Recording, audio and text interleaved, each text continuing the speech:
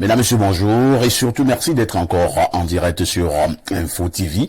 Tous les matins, vous le savez déjà, vous avez rendez-vous avec les démineurs dans le cadre justement de votre programme 10h, 11h52. Naturellement, nous vous donnons l'information, rien que l'information et toute l'information. Tout à l'heure, dans quelques minutes, vous allez retrouver TVB qui vous donnera justement la quintessence de l'information parue en kiosque au Cameroun. Il s'agit de l'actu presse. La deuxième partie de votre programme nous amènera à commenter et analyser un fait de société qui vous énerve et vous appellerez cela la dénonciation. Et si vous le voulez bien, on terminera en beauté par l'instant de l'analyse. Et parlant justement de cette analyse, l'analyse de ce mardi matin au Cameroun nous amène dans les écoles et nous aurons pour prétexte ce matin la note du ministre des enseignements secondaires, une note de manière substantielle qui fait comprendre que la chicotte, le fouet ne devrait plus exister dans nos établissements scolaires, qu'ils soient public ou alors privé. Et du coup, la problématique est mise sur la table. Que pensez-vous du retrait du fouet, de la chicotte au niveau de nos écoles? Êtes-vous pour ou contre le fouet dans le cadre de l'enseignement? De toutes les façons, pour en parler ce matin, ils seront donc enseignants, ils seront pédagogues de manière générale, ils seront hommes politiques, ils seront consultants, avec un seul objectif, non seulement vous donner du plaisir, vous faire plaisir, mais vous donner l'information. Vous êtes justement en direct d'Info TV, voilà pourquoi vous êtes des téléspectateurs privilégié. Je commence par Arnaud Victor Eyada, qui répond présent comme d'habitude. Arnaud Victor, bonjour. Bonjour Parfait, bonjour également à ceux qui sont déjà sur notre panel. Je dis également bonjour à toute la communauté éducative du Cameroun qui s'échine au quotidien pour redresser la pente, parce qu'il faut reconnaître qu'aujourd'hui, on le disait encore hier, notre système éducatif a beaucoup de petits bobos qu'il va falloir traiter. Et je pense que ce matin, nous aurons encore la possibilité de parler de certains problèmes qui pourront naturellement édifier la nation. Merci beaucoup Arnaud Victor. Et nous accueillons également notre consultant de tout temps et de tous les temps, le seul qui nous restera lorsque tous les autres consultants auront pris la poutre des scampettes. Pierre Blérugnémé, bonjour. Bonjour, Parfait Aïssi. Bonjour à notre panel qui se constitue au fur et à mesure avec quelques petits retards. Bonjour à nos millions de téléspectateurs, ceux-là qui nous font confiance tous les jours. C'est pas évident, vous savez, tenir dans ce que vous faites tous les jours, de lundi à vendredi, le dimanche aussi. Il faut trouver des ressources énergiques quelque part. C'est de ça qu'il s'agit. Hein. Et lorsque vous l'avez fait pendant des années, Pierre Blériot, ce n'est pas du tout facile. Quelqu'un me disait, hein, et c'est justement un grand professionnel du domaine, c'est-à-dire la télévision, il me disait, Parfait, tu sais, la télévision épuise. Oui, forcément, forcément. Elle épuise parce que vous devez vous surpasser tous les jours.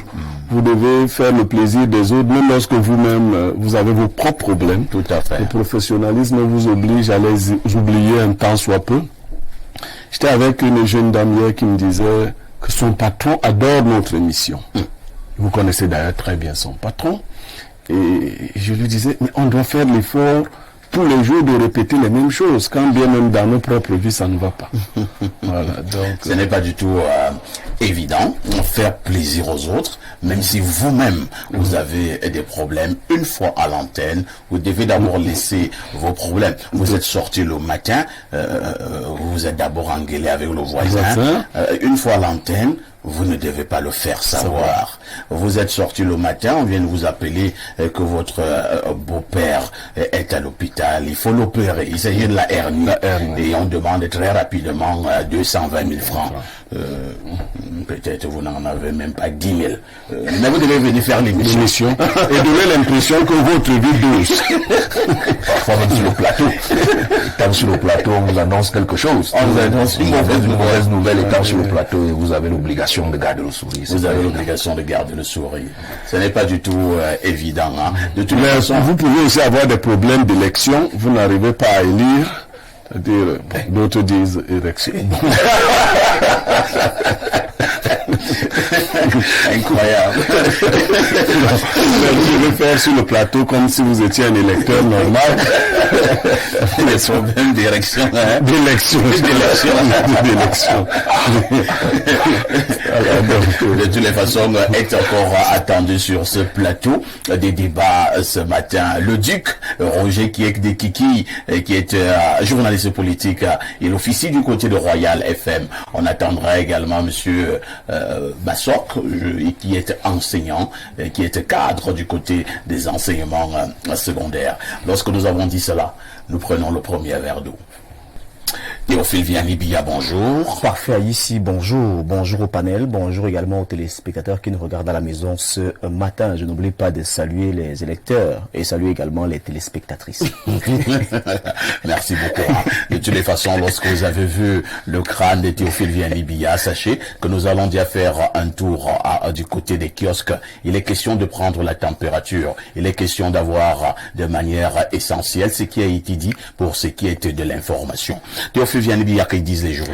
Parfait, ici les journaux parlent des sénatoriales 2023, mais avant d'en arriver là, nous ouvrons cette revue de presse avec Info Matin de Dieudonné Mvang qui nous fait savoir que Mbargamboa est de retour au pays. Mbargamboa, merci à Dieu et Paul Biya. Cette réaction a été donc captée hier soir par nos confrères du journal Info Matin. Parti pour la France dans un état critique il y a 2 mois et plus, le ministre chargé de mission à la présidence de la République a regagné le Cameroun ce lundi 16 janvier en soirée, aux côtés de son collègue et frère Laurent-Serge Etunzingwa, qui l'a accueilli à l'aéroport international de Yaoundé-Simalène. L'homme, visiblement dans la plénitude de ses forces, a été précédé à sa somptueuse résidence, 6 en plein cœur de la capitale, par des milliers d'anonymes, des militants du RDPC, les maires du Mfunzi, des autorités religieuses et traditionnelles. Le journal Info Matin revient donc sur le retour de Mbargamboa en page 3. Au BAT 1, on parle sénatorial 2023. Etunzia ici candidat. Le journal s'interroge des faits et gestes autour de l'ancien député RDPC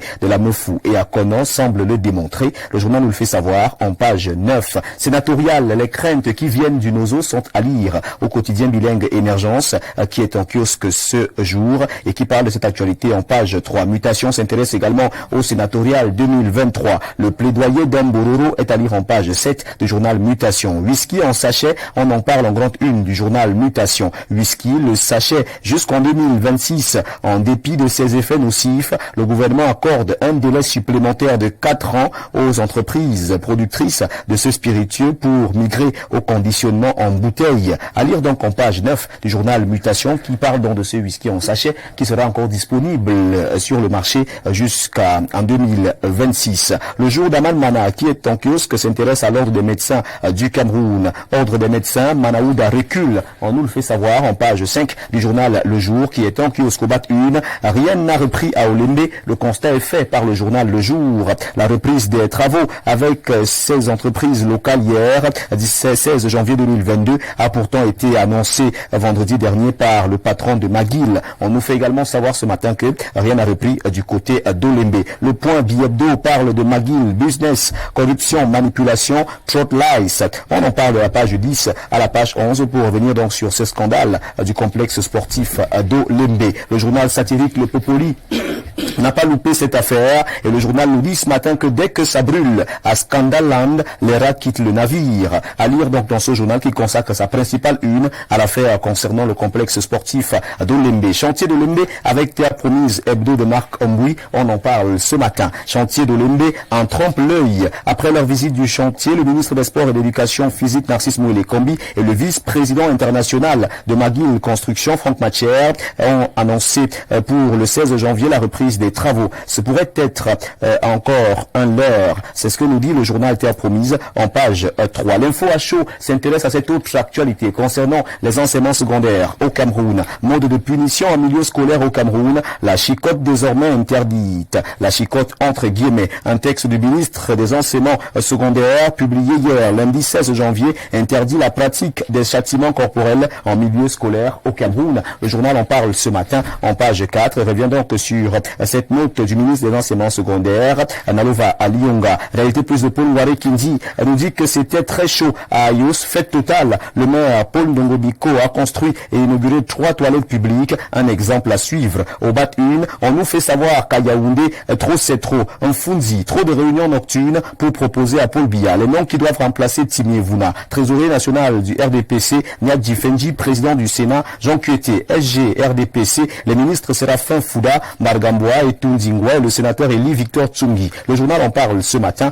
et tire la sonnette d'alarme de la page 6 à la page 7. Commune actuelle qui est en kiosque revient avec la commune de Douala, 3e. Jean Edoubouang, le 2e adjoint au maire, est compensé pour son patriotisme. En grande une, le projet Paépice barre donc la grande une de ce journal. Gaston Elundou et Somba rassure en disant que l'eau va couler d'ici peu. C'est ce qui ressort de cette descente du ministre de l'Énergie et de l'Eau sur les installations du projet d'approvisionnement en eau potable de la ville de Yaoundé à partir du fleuve Sanaga. Les travaux déjà réalisés à hauteur de 95% annoncent des jours heureux pour les populations de la ville de Yaoundé en termes d'approvisionnement en eau potable. Laissons ce journal et retrouvons également au kiosque Midi Action qui nous parle de la ville de Douala. Médaille d'honneur de travail au personnel du groupe André Soeng. La PCA, l'honorable Colette Soeng, dit sa reconnaissance pour le travail bien fait et en équipe. On en parle ce matin et on nous fait savoir que c'était le 12 janvier 2023 sous la supervision de monsieur le ministre du Travail et de la Sécurité sociale, Grégoire Owona. Appel à la destitution du PCR Extrême Nord, président du conseil régional. Pourtant, son bilan est positif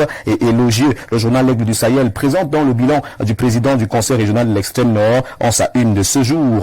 Du côté des Garoua 3e, on nous fait savoir que des ravisseurs sont dans les filets de la gendarmerie et on revient donc sur cet acte héroïque des gendarmes du côté des Garoua 3e. Ce Guazan Post parle du budget 2023 et nous précise ici ce matin que le budget a été lancé du côté de Douala. Le journal The Guardian Post en parle en page 3. L'économie de Thierry Ekouti n'a pas loupé cette actualité et revient également sur ce budget 2023. Budget 2023 s'est lancé. C'était au cours d'une cérémonie présidée hier 16 janvier 2023 dans la capitale économique par Louis-Paul Moutazeux, ministre des Finances. Les raisons du choix de la ville de Douala sont à lire en page 3. Innovation qui nous permet de refermer cette revue de presse parle également de ce budget 2023 lancé à Douala. La lutte contre l'inflation sera l'une des actions du gouvernement en 2023. La réaction est captée par le journal Innovation.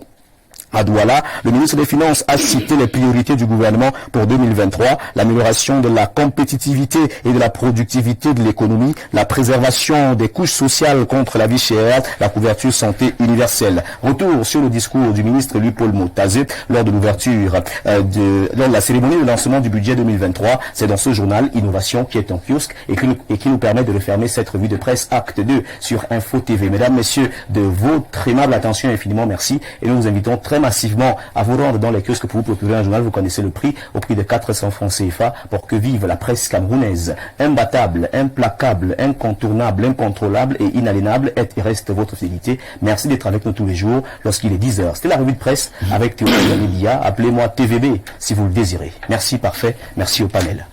J'en ai convenance, Théophile Média, TVB. Vous ne partez pas le 19h comme d'habitude en anglais, c'est tous les soirs, sans oublier le 20h en français, en fait saillant de l'actualité développée. Au 19h et au 20h d'Info TV, on va s'intéresser à cette sortie du ministre des Enseignements secondaires. On va donc se rapprocher des écoles ainsi que de certains parents pour essayer de voir comment est-ce que cette note est accueillie par la communauté éducative des enseignements secondaires. On dit que désormais les châtiments corporels sont donc du côté des enseignements secondaires. On parle de cette interdiction des châtiments corporels. On va se rapprocher de ces écoles pour voir qu'est-ce qui est déjà fait sur le terrain, parce qu'il tout part d'un constat fait que du côté des enseignements secondaires, donc dans les lycées et collèges, il y a encore ce qu'on appelle le fouet qui existe dans ces écoles. On va donc demander aux parents, est-ce que le fouet doit partir de l'école? On en parle ce matin. Du moins, on va en reparler au journal de 19h et de 20h sur Info TV. On reviendra également avec cette note du directeur général de l'hôpital général de Yaoundé qui a mis en circulation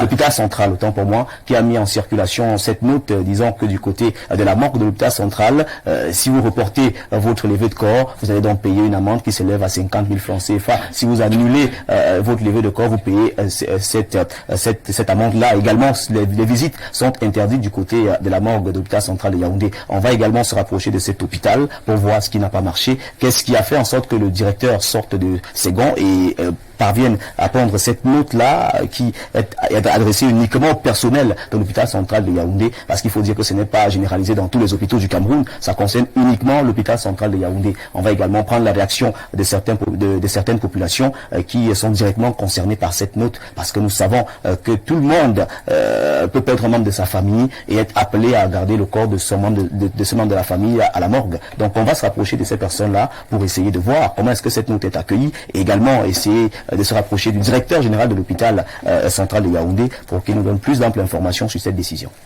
Il s'agit du professeur Fouda. Oui. Je ne vous dirai pas comment on l'appelle au village. On l'appelle Foura, après on ajoute souvent quelque chose. Je ne peux pas dire ça. Ne dites pas ça. Tu as fait gagner? Parfait, ici. À demain 10h. Avec le même plaisir. Très bonne suite d'émission à vous ainsi qu'à votre panel. Merci beaucoup. Nous allons donc accueillir tous nos invités et qui nous ont retrouvés sur ce plateau de débat. Je commence par le duc, Roger Kiek-Dekiki. Bonjour Roger. Bonjour, c'est toujours un plaisir pour moi de revenir ici. Je sais que ça a été un peu difficile. Je suis tiraillé ces derniers temps. Et ce matin, bien que je sois rentré d'un petit voyage hier, j'ai tenu à être sur ce plateau. Je crois que ensemble nous allons passer d'excellents moments de télévision. Tout à fait. Et il faut également dire que votre programme phare, qui est quand même l'un des programmes les plus suivis, sans flagornerie au niveau des radios au Cameroun, a connu un petit changement de jour et d'heure. Il s'agit de quoi? Désormais, le Verbatim, l'université d'été de la pensée du Grand Collège du Cameroun, depuis une vingtaine d'années, pour des raisons de redéploiement stratégique, le promoteur a décidé d'enlever cette émission à samedi pour la programmer désormais le dimanche. Le dimanche de 10h à 14h, 4 heures de temps. C'était 3 heures. Ça, c'est une particularité. Et je vous avais dit que une émission 4 heures de temps. La science est dynamique. Le format radio n'est pas figé. Et nous sommes un laboratoire. Puisqu'en réalité, nous n'avons aucune obligation à rester dans les fourches de ce que les autres avaient pensé autrefois. Nous sommes dans le laboratoire, nous révolutionnons un certain nombre de choses et je crois que ce format aussi élastique, aussi dynamique est une révolution que bien d'autres ne tarderont pas à copier bientôt. D'ailleurs que sur Europe 1 et dans plein de médias en France, vous avez des formats de 4 heures, 6 heures. Moi j'écoute Jazz Radio sur Jazz Radio à Paris ou à Bordeaux. Vous avez 6 heures, 4 heures, 5 heures d'émission. Merci beaucoup. J'aime dire que Roger Kiek-Dekiki, c'est toute une vie dans la communication et plus précisément au niveau du journalisme. Il est journaliste d'investigation. Il excelle au niveau du journalisme politique. Merci d'être là ce matin. Merci. Nous accueillons également notre enseignant qui vient de nous retrouver cadre du côté du ministère des enseignements secondaires. Bonjour. Bonjour, parfait. Pourquoi j'oublie votre nom? Monsieur Sora Patrice. C'est parce que nous beaucoup quand même un peu de temps. On peut facilement oublier ça. Il faut dire que nous vous avons déjà reçu à plusieurs reprises, que ce soit ici ou bien sous d'autres cieux. De manière générale, comment se porte votre département ministériel? Le département du Fondi vibre au rythme de la préparation de la semaine du bilinguisme déjà, qui aura lieu à la fin de ce mois. Je crois que pour l'instant, et puis avec la sortie de la note de Madame la ministre, ça essaie de... Parce que dans tous les radios depuis ce matin, ça va dans tous les sens. On essaiera, voilà pourquoi nous vous avons invité. C'est principalement pour cela que vous êtes sur ce plateau pour commenter et analyser, probablement mieux expliquer cette sortie de Madame le ministre des enseignements secondaires. Mais en attendant, on feuillette rapidement l'actualité de Théophile Vianney et je passe la parole à Pierre Blériot-Niamek. Pierre Blériot-Niamek, le professeur Fouda, le directeur de l'hôpital central, vient également de faire une sortie. Il somme, entre guillemets, ceux qui auront encore gardé les corps du côté de la mort de l'hôpital central. Il a fait comprendre que si jamais vous annulez encore votre levée, ou alors vous la remettez à une date ultérieure, vous la mettez à une date ultérieure, vous allez payer une amende de 50 000 francs CFA. Votre réaction? C'est vrai qu'on est en train de m'embrouiller là, entre l'hôpital central et l'hôpital général. Général, rectifié. Hôpital général. Allons-y. Bon, Non, il s'agit non pas du professeur Fouda, il s'agit de l'hôpital général. d'accord. Vous voyez, les familles sont pour la plupart désorganisées souvent. Quand vous allez dans une famille pendant les périodes de deuil, aujourd'hui en Afrique, on ne respecte même plus le droit d'aînesse, on ne respecte plus la hiérarchie familiale. Les femmes creusent même derrière les tombes et donnent des programmes de deuil quand elles ont de l'argent. Je veux dire qu'en général, il y a un désordre autour de l'organisation des deuils qui impacte de manière... Sur le programme. Oui, bon, donc, et ce n'est pas un travail facile, celui de thanatopracteur. Les thanatopraticiens, c'est les gens que vous appelez les morguiers. Vous dites qu'on les appelle comment? Thanatopraticiens. Incroyable. Nous les appelons les morguiers. Bon, disons que le club mort, c'est l'individu qui porte le corps vers la morgue. Mais celui qui s'en occupe au quotidien, qui traite, il est thanatopraticien. Alors, c'est des gens que nous devons prendre au sérieux. Vous savez, on les stigmatisait même avant, on disait que c'est les sorciers. Et toi, tu penses que ce ne sont pas des sorciers? Parfois ici, c'est des hommes très importants. On ne dit pas le contraire. Très importants, oui. C'est-à-dire, vous avez votre corps, quelquefois, vous-même, vous avez peur de toucher à votre corps pour telle ou telle raison. Un individu, homme ou femme, qui a donné sa vie pour le faire, il faut le respecter. On ne peut donc pas arriver tout le temps là parce qu'il y a une petite discussion le soir entre Niamey et ses frères. On dit que bon, nous on déplace la levée là. Et si c'est banalement que ça, parce qu'il faut imaginer ce qui a motivé le directeur. On a donc toute une programmation et on ne peut pas la suivre. J'ai été à plusieurs levées de corps où vous vous rendez compte que les familles croient qu'on peut arriver aussi à la levée de corps à n'importe quelle heure. Faisant fi ou négligeant la programmation qui a été faite.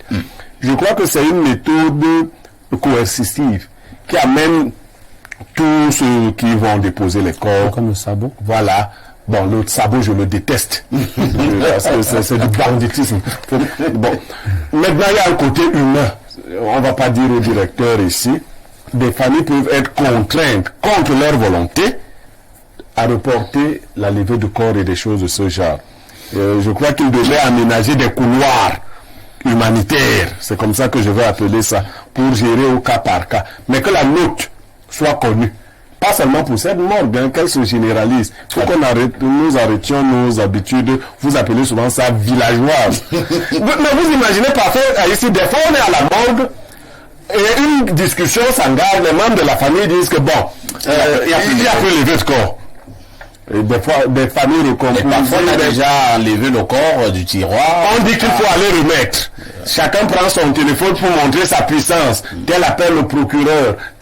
Bon, vous voyez, il ne faut pas jouer avec ce genre de... C'est un travail très important. Il faut le respecter. Il faut respecter le travail des gens et celui-là particulièrement. C'est vrai que je suis encore confus. Hein. Il faut qu'on me donne la bonne information.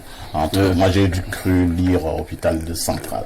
Maintenant, dans une minute, je vous ai... On va bien vérifier cette affaire.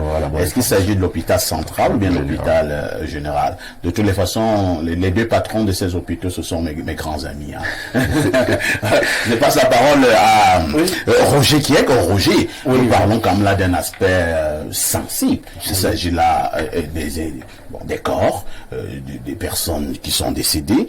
D'autres parfois sont abandonnés au niveau des morgues pour des raisons que nous ignorons habituellement. Mais maintenant, il y en a également qui sont des familles qui soumettent ceux qui sont en charge de ces corps dans nos hôpitaux à des exercices pas toujours faciles. Blériot est revenu sur certaines scènes tout à l'heure. Le directeur de l'hôpital lui pense que il va couper la fin de la récréation. Hein. C'est-à-dire, entendez-vous bien. Comme nous sommes aujourd'hui, nous sommes quelle date? Le 17. Alors, si nous sommes le 17 janvier, vous décidez d'enlever, retirer le corps le 10 février. Il faut que ce soit le 10 février. Et si vous faites votre balle dans votre famille, vous allez payer des amendes. Je ne suis pas tout à fait très d'accord avec le directeur de l'hôpital général. Le directeur veut la discipline, Roger. Je vais vous expliquer.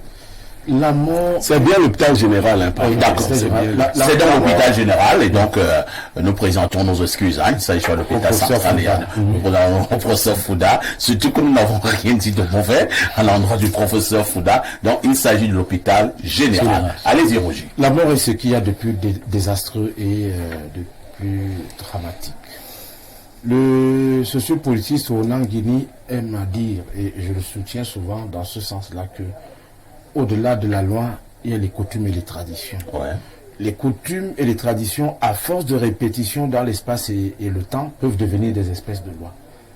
La mort nous Parfois impose... même en droit on dit, je dis bien parfois, Oui. les coutumes et les rites que nous nous sommes donnés, à un moment donné, on force de Force de l'ordre, voilà. Donc, c'est difficile. La mort devrait nous inspirer la plus grande humilité. Je vous assure. La dernière fois, j'ai peiné pour essayer de me battre contre la maladie d'un frère cadet. Et au moment où il était en train de mourir, là, on m'avait fait acheter des poches de sang. Et ça coûte cher. Et qui ont disparu même, je veux dire, des cartons de médicaments, des tas de choses. là là. Je leur ai demandé pourquoi m'avoir fait dépenser encore plus de 150 000 aujourd'hui. Alors que vous Et nous voilà, il est parti, ces produits sont là. J'étais extrêmement fâché. Je suis allé voir le professeur Mendy Menkodo, je le salue affectueusement, directeur de l'hôpital Jamon de Yaoundé. Je lui ai dit, voici ce qu'on m'a fait faire, voici, tout ça. J'ai payé ce matin. On a prescrit des examens. J'ai déjà payé et nous voilà qui est parti. Je ne peux même plus faire. Qu'est-ce que je vais faire? Il m'a dit, restez tranquille. Et le professeur Mendy Menkodo m'avait vraiment fait une réduction extraordinaire. Je vous rappelle que les morgues coûtent quelquefois 10 000 par jour. Oui. Si vous faites 10 jours, ça fait 100 000. 100 000.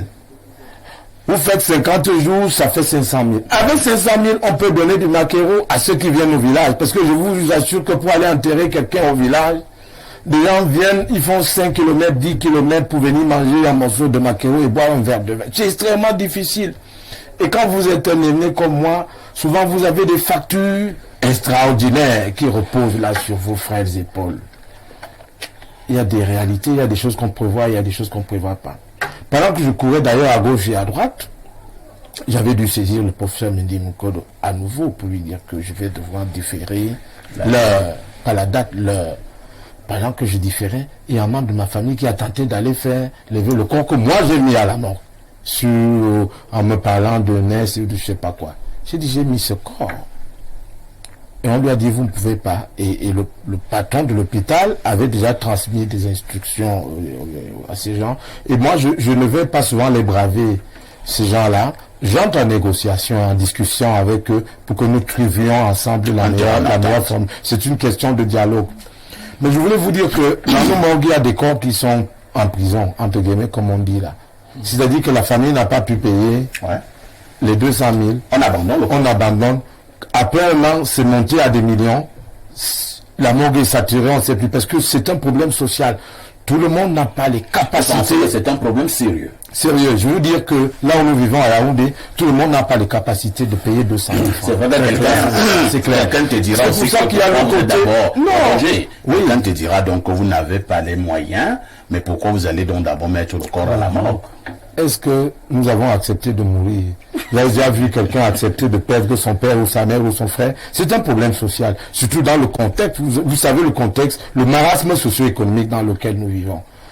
Et je pense que on n'aurait pas dû, on peut même prendre des dispositions, on peut traiter au cas par cas, mais rendre public à Yaoundé, parce que Yaoundé est une cité cosmopolite.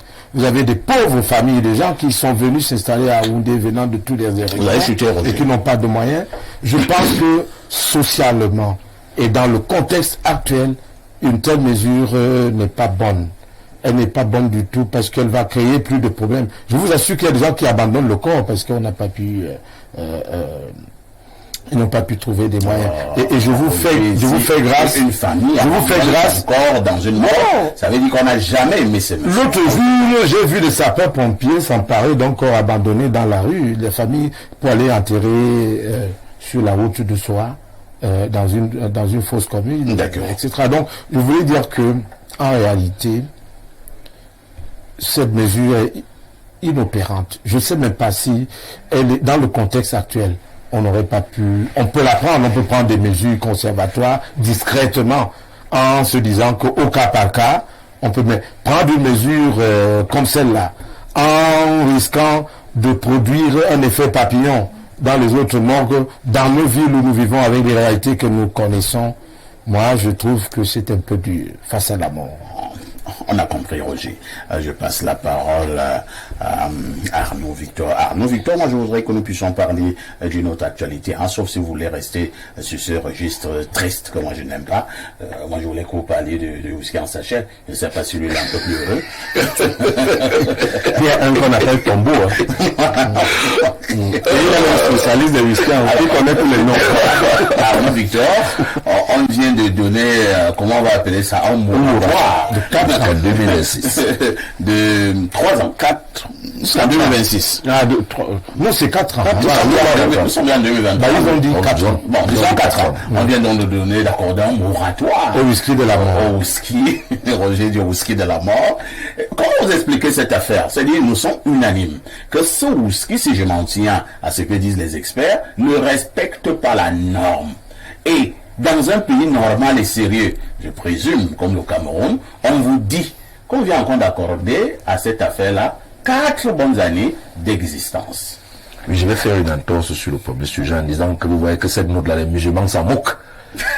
La note du directeur général, les musulmans s'en moquent. C'est clair. Et quand tu es mort, ça a cuit. Ceux qui me suivent, je dis ça depuis des années. Le jour que ça cuit sur moi, les mêmes draps sur lesquels, si c'est pas que je suis mort dans la mer en voulant fuir le Cameroun et que les poissons m'ont mangé, ou alors on disait, si je meurs dans les mêmes draps, on a mal, le même soir, on creuse les blés, on fout les bêtises dedans, le lendemain on commence à faire les rites, comme ça se doit. Ces affaires-là que tu es mort, tu n'as même porté la veste, on vient te mettre la veste, les gens viennent à la lever, je ne suis pas là-dedans. Donc quand tu es mort, comme ça, il allait te mettre, préparer les pleurs. vous restez pleurer, après. On dit, on organise les obsèques. Quand tu es mort, on a mal là, on creuse le fond dedans, c'était bon. Bien, ça c'était une entorse. Par rapport à cette note, il faut rappeler que cette note n'interdit pas le whisky en sachet jusqu'en 2026. C'est le conditionnement. C'est-à-dire on demande à ceux qui fabriquent les whisky en sachet de les embouteiller d'ici 4 ans. Qu'on va tolérer les sachets encore pendant 4 ans, il faut que ce soit clair. On n'a pas interdit les whisky. Et regardez la concentration du whisky en sachet. 43% d'alcool. Ça, c'est ce qu'il faut relever. Et rappelons également qu'en 2014, il y a d'abord une note qui est sortie où on interdisait carrément la production, l'importation et la production, l'importation, la commercialisation des whisky en sachet. À l'époque, on n'avait que 5 variétés en 2014. Mais en 2022, il y a au moins 30 variétés de whisky en sachet. Tous les jours, il y a un autre qui est sorti, il n'avait pas donné le nom pour la publicité. Il ne pouvait pas interdire. Parce que quand il y a deux villages, c'est même gens qui sont chargés d'interdire. C'est eux qui achètent ça en quantité pour aller mettre les villageois mal à l'aise toute la soirée, toute la levée, donc toute l'heure de la veillée. Donc ils ne peuvent pas interdire cette affaire. Et parce que c'est un gros business. À l'époque, la Sosucam en fabriquait. Avec des débits de sucre. Il y a un whisky qui sort, on appelait ça Mégoré. Ça ne sort plus, un whisky en sachet. Et ça, on le produit à la Sosucam. C'est-à-dire les déchets. Les déchets de sucre. Donc on appelle ça Mégoré. À l'époque, donc, on voyait quand même la Sosucam en produisait. Et c'est quand même assez déplorable. Parce que quand vous arrivez dans les villages aujourd'hui, vous voyez un gars de 20 ans, il est comme un papa de 80 ans. Très bien. Non seulement toutes les dents ont sauté, les dents sont allées en voyage, parce que le whisky en sachet est dangereux. Et ils ont un aspect vraiment trop vieux. Et impérativement, ils deviennent des sorciers. Donc, voilà les inconvénients de cette affaire. Je vous assure, c'est encore sous la barbe du politique, parce que ça lui fait plaisir. Même dans nos quartiers aujourd'hui, quelqu'un vous interpelle, il vous dit vraiment, grand frère, ça fait longtemps, on ne s'est pas vu. Vraiment, donne-moi une bière là. Tu lui dis, ok, pas une bière, tu dis non. Que de me donner même la bière là de 700. Donne-moi les 700 là, ça me fait 7 sachets de whisky. Et il est à l'aise. Il est à l'aise. Donc maintenant, vont plus loin. Il prend un verre, il met 2 whisky à sachet, il met un peu de matango, il ajoute encore le dontol. Vous-même, honnêtement, pour les boyaux, les petits boyaux que Dieu a mis en nous là, et c'est sous la barbe du politique parce que ça lui est profitable quelque part. On te dit qu'il a envie de démarrer. Il démarre franchement. Il démarre. Et vous voyez que si on interdit, et ça fait encore plus mal parce que on va parler de l'éducation tout à l'heure. Merci au ministre, on va parler. En face des lycées à Yaoundé, il y a non seulement des bars et des boutiques. Dans ces boutiques, on vend. L'an dernier, au niveau du portail, on a intercepté une petite fille dans le sac. Il y avait 4 whisky en sachet au tombeau. Quand on lui demande, tu es en 4e, tu fais quoi? Elle dit, c'est ma camarade qui m'a dit qu'on boit ça pour avorter. Incroyable. Oui, on boit ça pour avorter. C'est ça. Vous voyez à quel niveau. Plus encore, récemment, dans une boutique, dans mon quartier, j'étais assis parce que la boutique est à côté du bar. Nous étions assis au bar, j'avais le dos tourné. Je suivais un peu l'actualité de la boutique. Une petite fille de terminale fréquentant le lycée de Maladeux entre à la boutique, demande à la femme si c'est vrai que quand on met le King Arthur dans un sachet, dans un verre, plus de Nescafé, ça fait avorter. Et cette fille, je dis devant moi, a mis 2 sachets de King Arthur dans un verre et 2 sachets de Nescafé. Elle a bu. Elle a commencé à tituber là jusqu'à rentrer. Bon, heureusement, 3 jours après, je l'ai pris le taxi, donc ça va bien, l'opération s'est bien déroulée. La Chine a marché. Donc, vous voyez à quel niveau nous sommes. Donc, moi, je pense que le jour que le gouvernement va prendre la véritable décision d'arrêter, on va arrêter. Mais pour le moment, on ne peut pas arrêter parce que ça profite malheureusement aux politiques. Merci beaucoup. Alors, Patrice Sorok, nous parlons des whisky en sachet. Ce n'est pas la première fois que de ravages au niveau de nos villages et même au niveau de nos villes. Parlant de ces whisky en sachet, des jeunes qui deviennent comme des vieux, d'autres qui deviennent comme des écervelés, j'en oublie d'autres tard. Quel est ce gouvernement qui accepte qu'un produit est nocif pour la santé, pour les individus, qu'un produit ne respecte pas la norme et la qualité, alors que nous avons la norme qui est là pour veiller justement sur cette norme et la qualité. Et on vous dit officiellement que ce produit va continuer à exister pendant 4 ans encore, en attendant qu'il soit embouteillé. C'est vraiment encore un gouvernement normal? C'est là toute la grande question, c'est là toute la problématique. Nous allons dans nos villages et comme disait Arnaud tout à l'heure, c'est dévastateur ce whisky en sachet. Il est dévastateur. Il va même jusqu'à produire l'infertilité chez les jeunes au village aujourd'hui. Incroyable. Voilà. C'est vraiment terrible parce que là, ça me laisse stupéfait. Je suis vraiment étonné qu'on puisse valider ce genre de choses dans notre pays. À quoi sert donc finalement la norme? Bon, on ne sait pas à quoi sert la norme finalement. Et peut-être comme disait Arnaud tantôt, ça profite aux politiques. Pourquoi est-ce qu'on doit valider? Et là, on va nous revenir sur... Le politique a intérêt à avoir... Oui, avoir des gens peut-être... Oui, des populations et qu'on peut manipuler à un moment donné. Oui, je crois que c'est peut-être dans ce sens, parce que je veux comprendre pourquoi on valide. Parce que moi, dans mon village, par exemple, il y a une année, le chef de canton a combattu cela.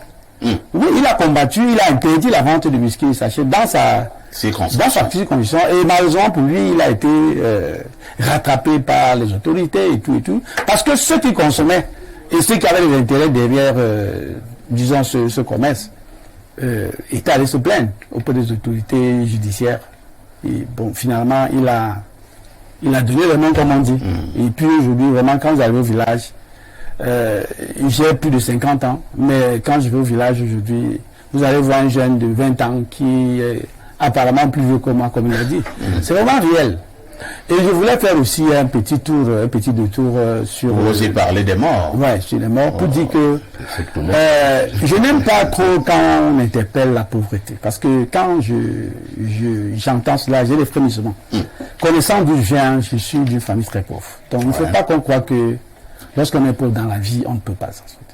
Alors, en parlant donc de ce problème-là, moi, je veux prendre 2 termes. Il a utilisé le terme dialogue. Oui. Et M. il a parlé de couloir humanitaire. Pourquoi ne pas donc dialoguer avant d'aller rencontrer, avant de mettre le corps à la mort? On doit dialoguer. Programmer la sortie du deuil. Parce que lorsque vous déprogrammez l'activité de la morgue, de l'hôpital, c'est un problème. Et le couloir humanitaire veut dire que lorsque vous voulez dialoguer, il est souhaitable de rencontrer les responsables avant. Nous avons souvent ce genre de situation. Moi, je pense que c'est une mesure coercitive. Et je pense qu'elle va permettre aux gens, elle va permettre ce fait un recadrage en termes de comportement. Les gens vont vraiment se ranger. Parce que les gens auront peur. Parce que Et puis je crois qu'en famille, on dira, ok, comme c'est toi tu vas payer les 50 000 francs. Je crois que ça va amener les gens à se recadrer. Ça, c'est vrai, parce que cette mesure, et j'ai pris l'exemple de tout à l'heure du sabot. Monsieur Yeneka dit ça, c'est du banditisme.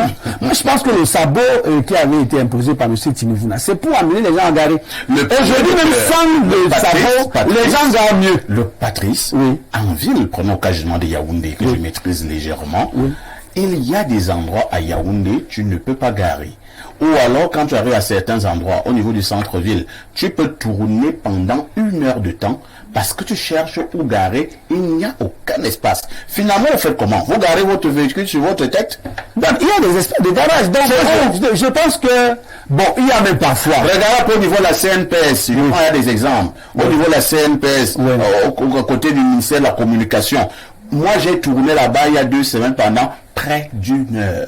Je tourne, parce que je cherche un espace. Je tourne, je contrôle s'il y a quelqu'un qui va sortir pour commencer, je gare. Pendant près d'1 heure, tu ne vois pas.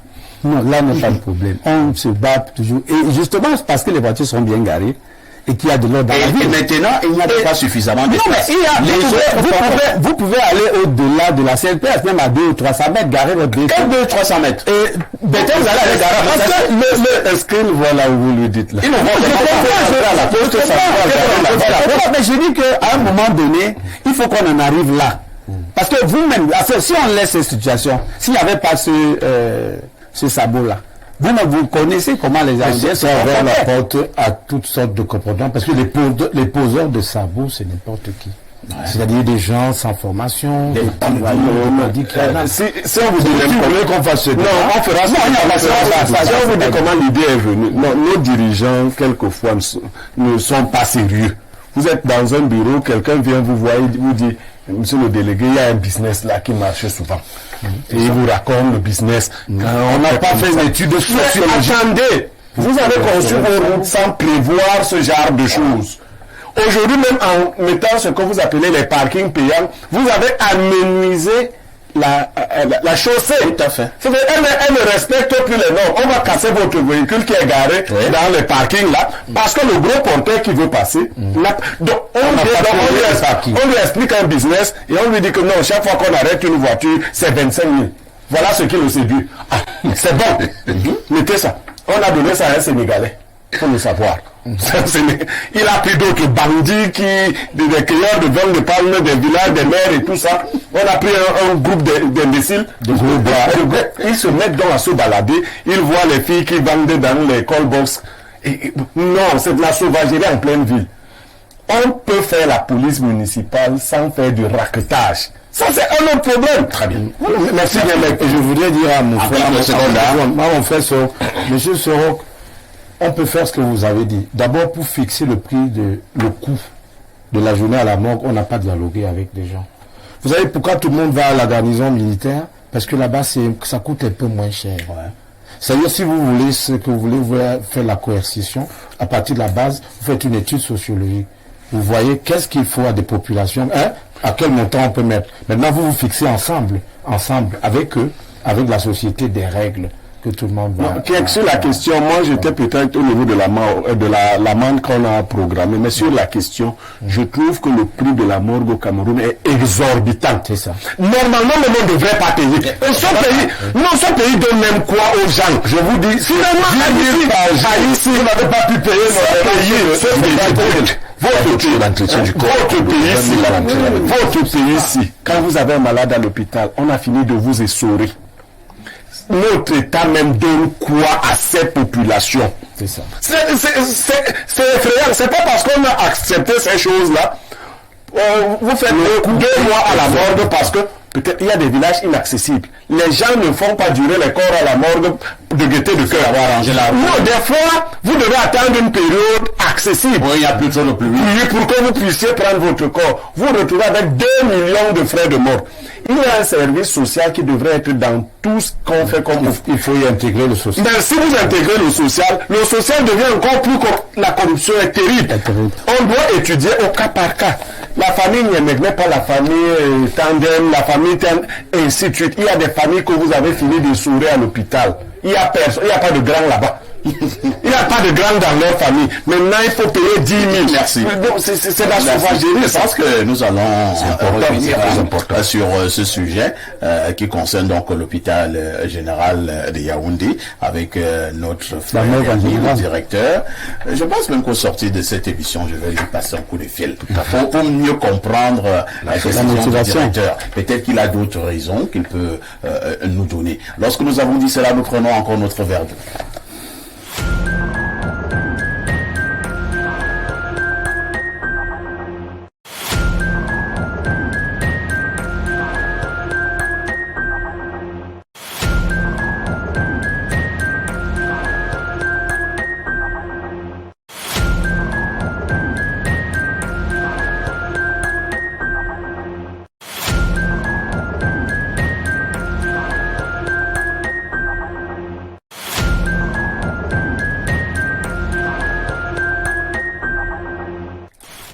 Bon retour sur ce plateau d'Espace Miné, 10h, 11h52, c'est l'heure de la dénonciation. Je repasse la parole à Arnaud Victor.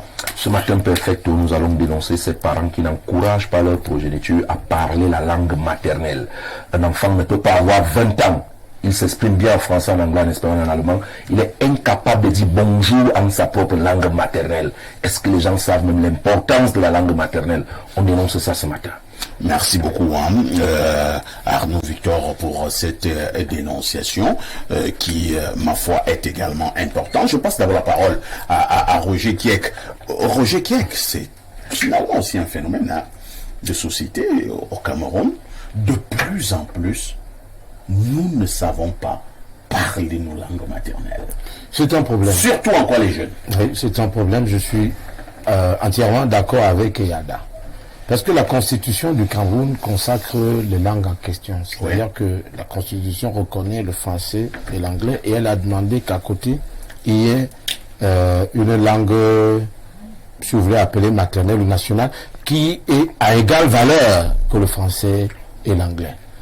Et même dans les contenus pédagogiques, là, je vais tout de suite flinguer les responsables du ministère des enseignements secondaires et de l'éducation de base, y compris ceux qui décident du contenu pédagogique. Il faut introduire ça dans nos écoles, dans nos lycées. Dans plusieurs établissements. Quand j'étais à Bafan à l'époque, à mes années de lycée, j'avais fait, ils enseignaient le fait. Je me suis ça se fait. Il y a ces langues-là. Moi, j'ai eu la chance parce que mes parents, mon père, il parlait à la maison avec ses frères et tout. J'ai écouté. Mon fils aîné, qui à l'université, avait commencé à écouter un tout petit peu, mais je crois que comme sa mère est Bassa, je suis Bafia. Il écoute plus le Bassa que l'autre encore. Donc, en fait, il y a ça. Nous sommes interpellés. Parce que là, je me sens interpellé. Nous devons faire un effort. Alors, comment expliquer ce phénomène? Qu'est-ce qui fait en sorte que nos jeunes, nos enfants ne puissent plus parler la langue? Moi, je préfère me dire la langue nationale. Oui. Au bénéfice des langues étrangères. C'est un problème de snobisme? Oui, c'est lié à la modernité. Vous savez, moi, quand je grandissais ici à Yaoundé, mon père et ma mère mettaient CATV Centre, la station régionale du centre, à partir de l'après-midi ou le matin. Et il y avait donc des émissions en langue, toutes les langues pratiquées dans la région du centre. Le Bassa, le Wondo, le Bafia, tout cela était... Et ils écoutaient, et moi j'écoutais, je crois que ça m'a beaucoup aidé aussi. Ça m'a beaucoup aidé. Maintenant, avec la modernité, la télévision, les nouveaux contenus, le téléphone portable, les enfants sont complètement déracinés. Ils sont portés vers d'autres cultures. Et je dis, dans nos contenus pédagogiques, nous avons, peut-être par aliénation, fait la part belle au latin. Quand je mettais mon fils au collège Saint-Benoît, il y avait là-bas le latin, il y avait l'anglais, il y avait toutes les langues, sauf parfois les langues nationales. Le dosage n'est pas consistant. C'est-à-dire, à partir de l'école, il faut cela. Et même dans les familles, la sensibilisation doit aller à l'endroit des chefs de famille que nous sommes. Nous devons parler la langue.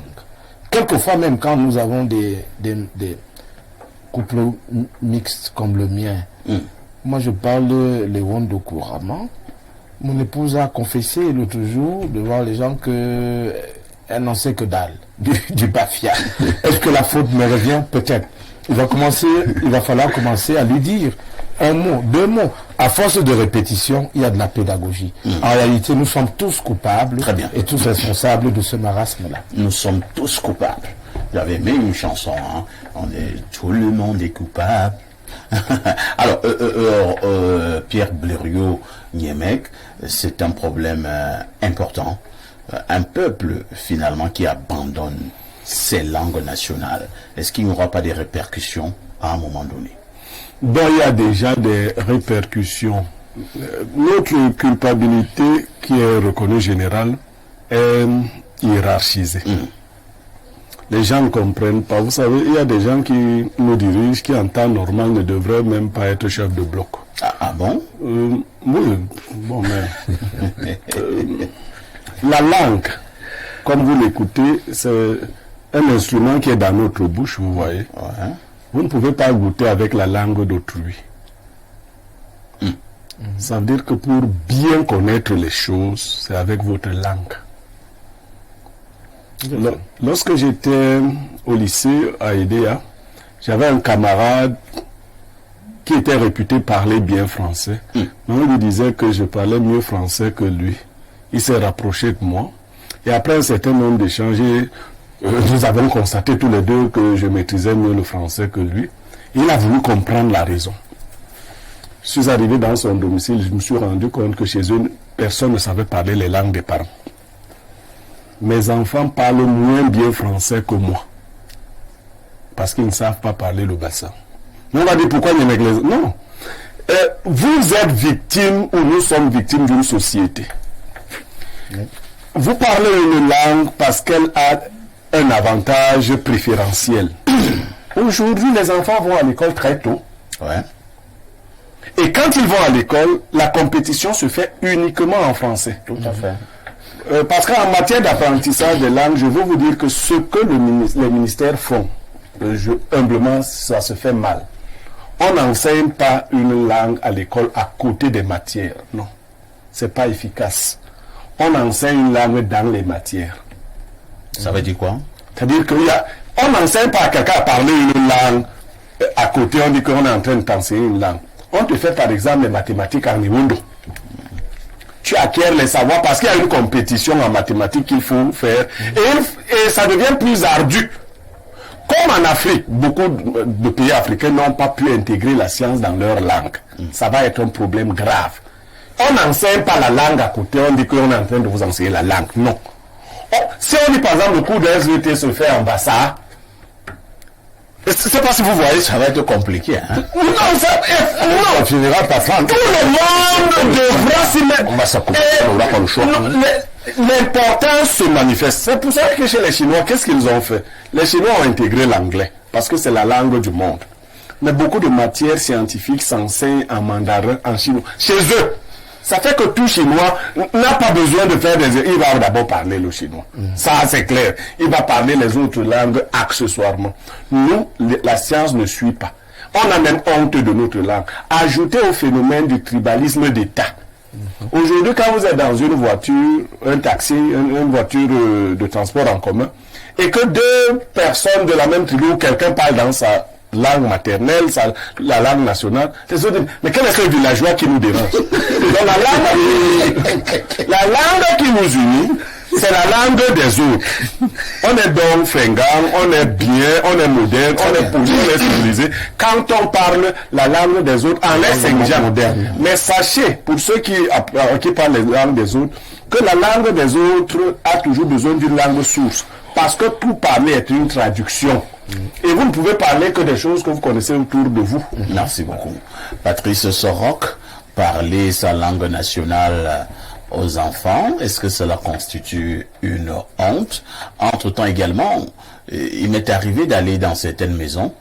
Vous voyez, comme dans cette maison, ils ne parlent que français ou anglais.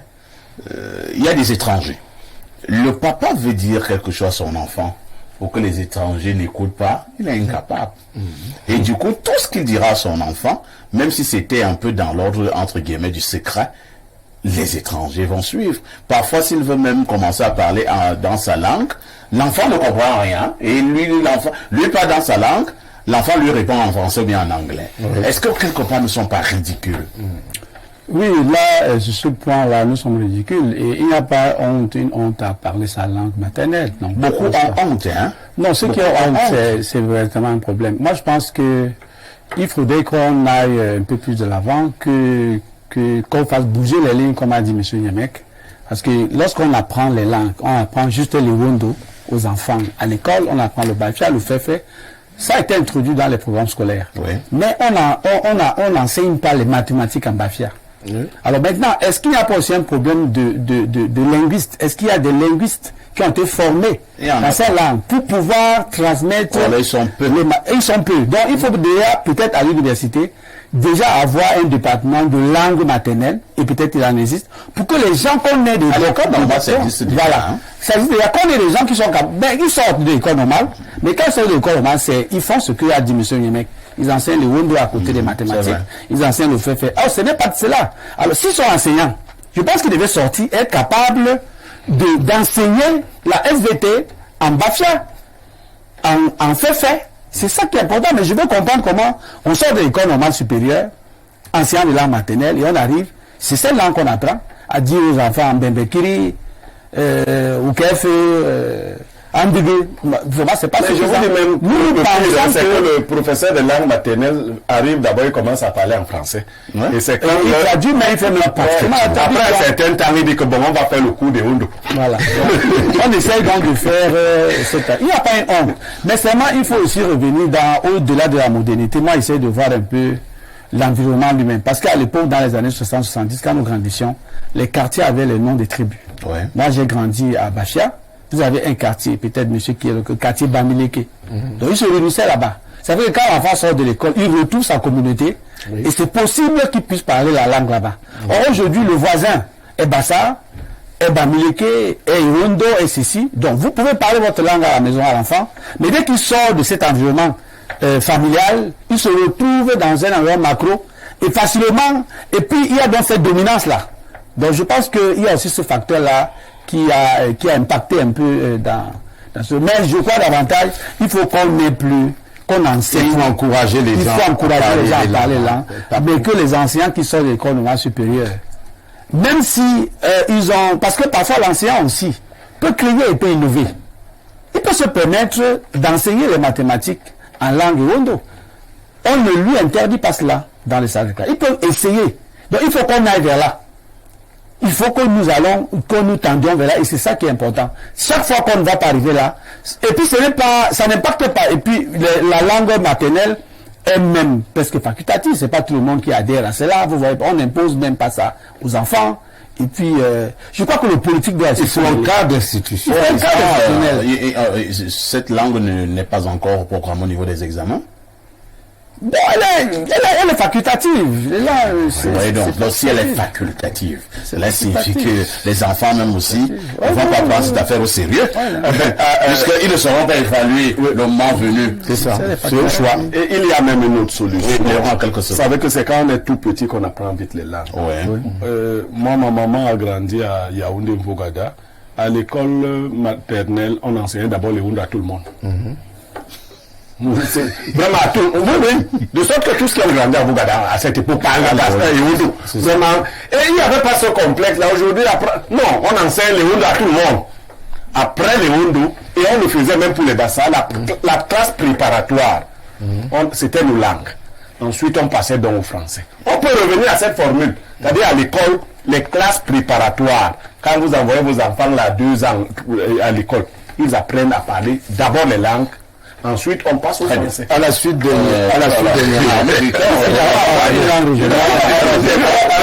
Yemen, je veux dire que Makobe Wondo, et je dirais, même Paul Bassa, simplement parce que l'environnement, chaque fois que dans une communauté, il faut encourager les gens, il faut encadrer pour parler ces langues. Même la Bible.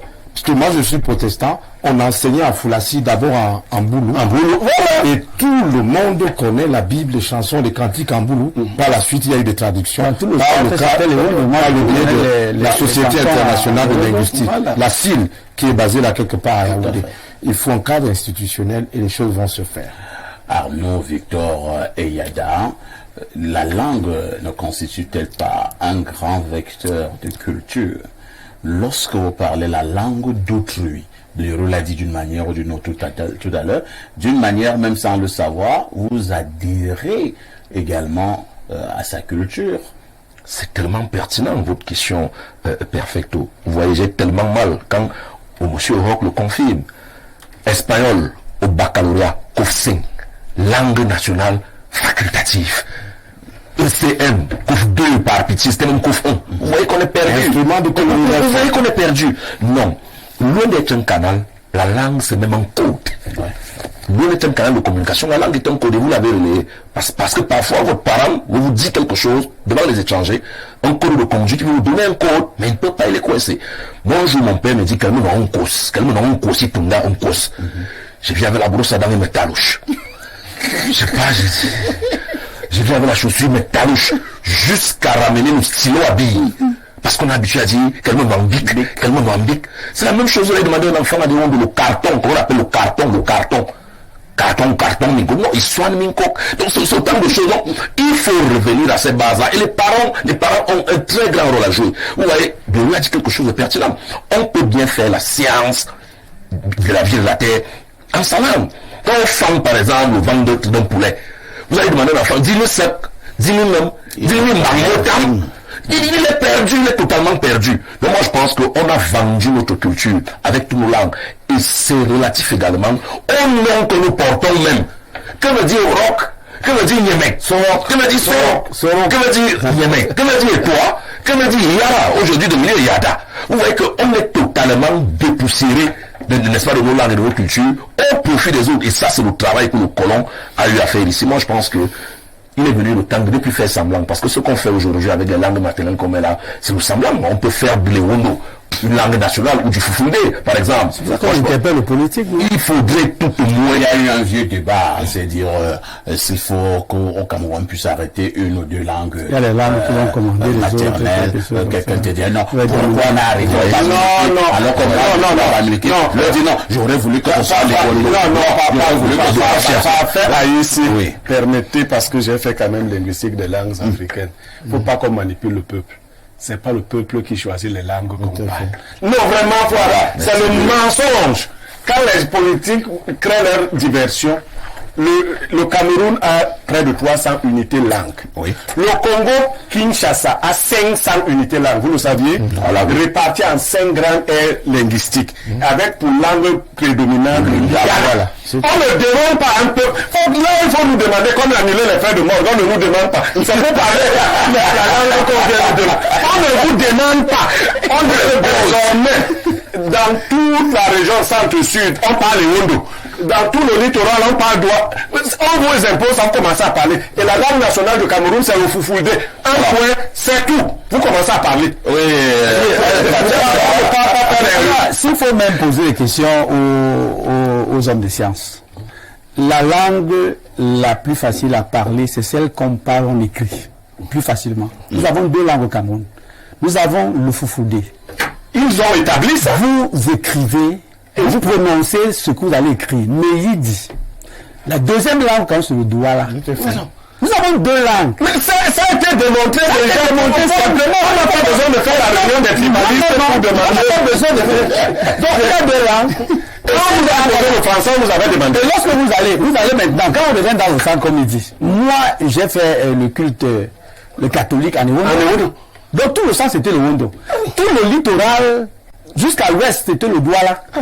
Et le Grand Nord, c'est le Fufulde. Nous avons donc il y a 3 langues. Je suis Bafia. Mais nous avons donc on va demander au Bafia. On va demander aux États-Unis.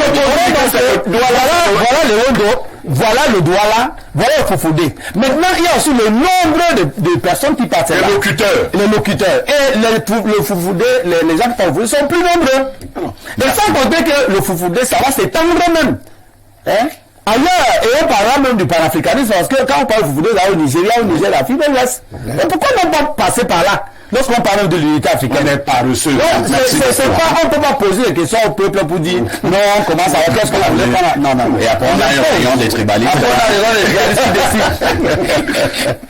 On va lire les messages. Hein. Bonjour parfait et ton plateau. À une certaine époque, quand tu parlais, il dit, bon, patois à l'école, tu étais puni par les responsables. Ah oui, c'est vrai. Et tout part de là. Ensuite, beaucoup plus de mariages intercommunautaires. Cela n'a pas amélioré les choses, même si on ne comprend pas pourquoi. Un couple de même communauté s'exprime en langue étrangère. C'est mon Mono Dacom 2 qui envoie le message et dit, pour mon cas, ma femme est de l'Ouest, alors que je suis du Sud, et ça dure 30 ans. Tous nos enfants comprennent parfaitement le boulou parce que je leur parle en boulou. Finalement, leur maman parle aussi le patois de ses enfants et ça marche.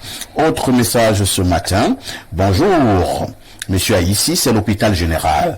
Oh, monsieur Aïssi, quand vous étiez de l'autre côté, je vous avais rencontré un jour, je vous avais salué en Ewondo, mais vous avez répondu en français. Bon, ça c'était de l'autre côté. Je ne pense pas que ce soit vrai.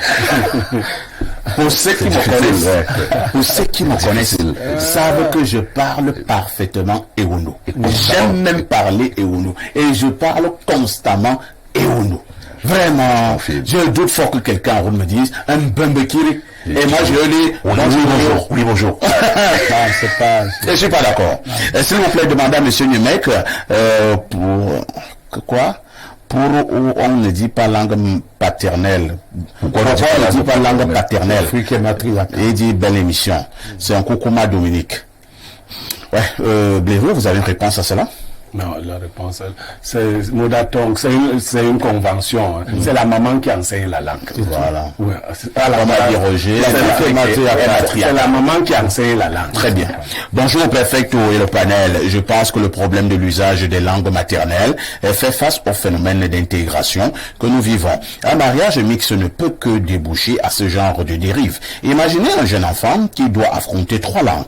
Celle du père, celle de la mère et celle qui est parlée par les 2 parents. N'est-ce pas beaucoup pour un enfant, à moins d'être génie? Il faut avouer que c'est difficile aujourd'hui. On aurait dû faire ça depuis les années 60. C'est Xavier de Bomono qui le dit. Bon, Xavier, vous pensez que si nous commençons ce que Xavier ne sait pas, c'est que quand on est enfant, on peut apprendre plusieurs langues à la fois. Tout à fait. Le cerveau de l'enfant est très adapté à cela. Autre message, bonjour Perfecto. Parler sa langue maternelle est devenu un signe de moquerie et de raillerie. Quand tu parles ta langue maternelle au téléphone, tu entends quelqu'un te lancer. Ne nous appelle pas la pluie ici.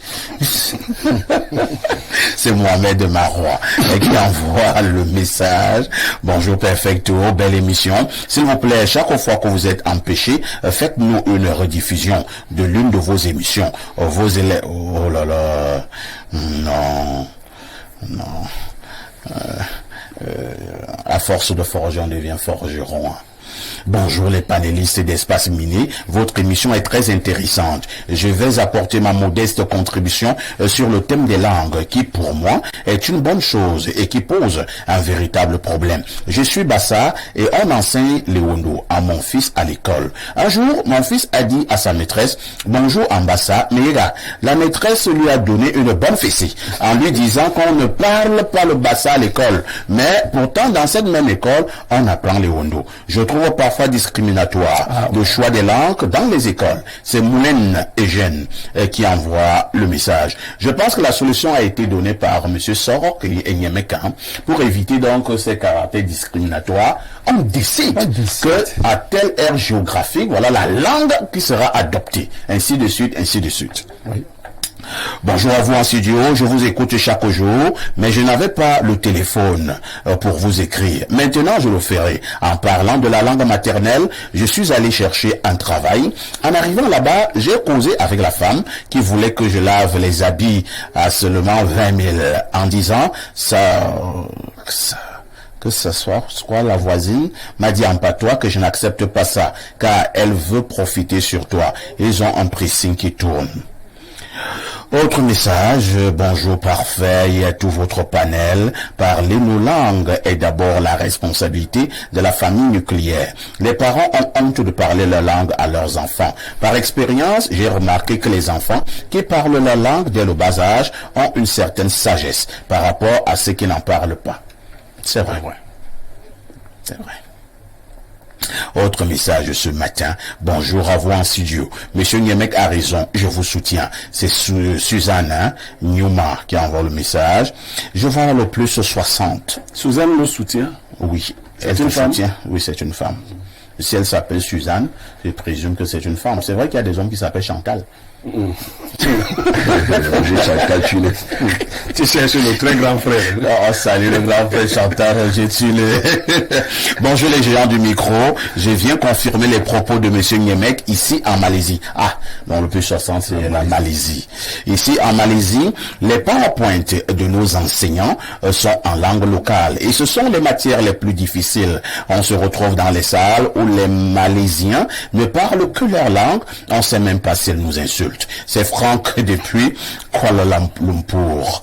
Merci beaucoup de nous suivre du côté de la Malaisie. Bonjour le panel et merci à monsieur Eyada pour la dénonciation. Un enfant qui maîtrise bien son patois est sage et intelligent à l'école. Les parents sont à 100% responsables. C'est Armel depuis Onfou. Bonjour parfait. Ici et tes invités. Selon moi, il faut enseigner les élèves en nos langues. Si possible, on doit opter une langue maternelle comme langue nationale. Certains pays l'ont fait. Alors, on va prendre peut-être 2 ou 3 derniers. Je vous amène au plus 39. C'est l'Italie.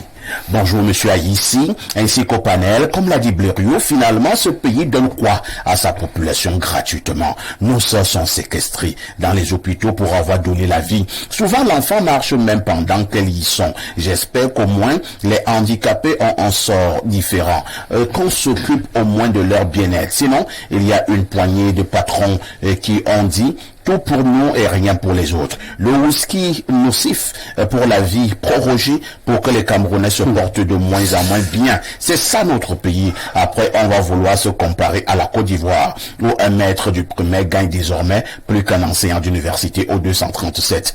Et il dit ça... Mon ami de Ferrara.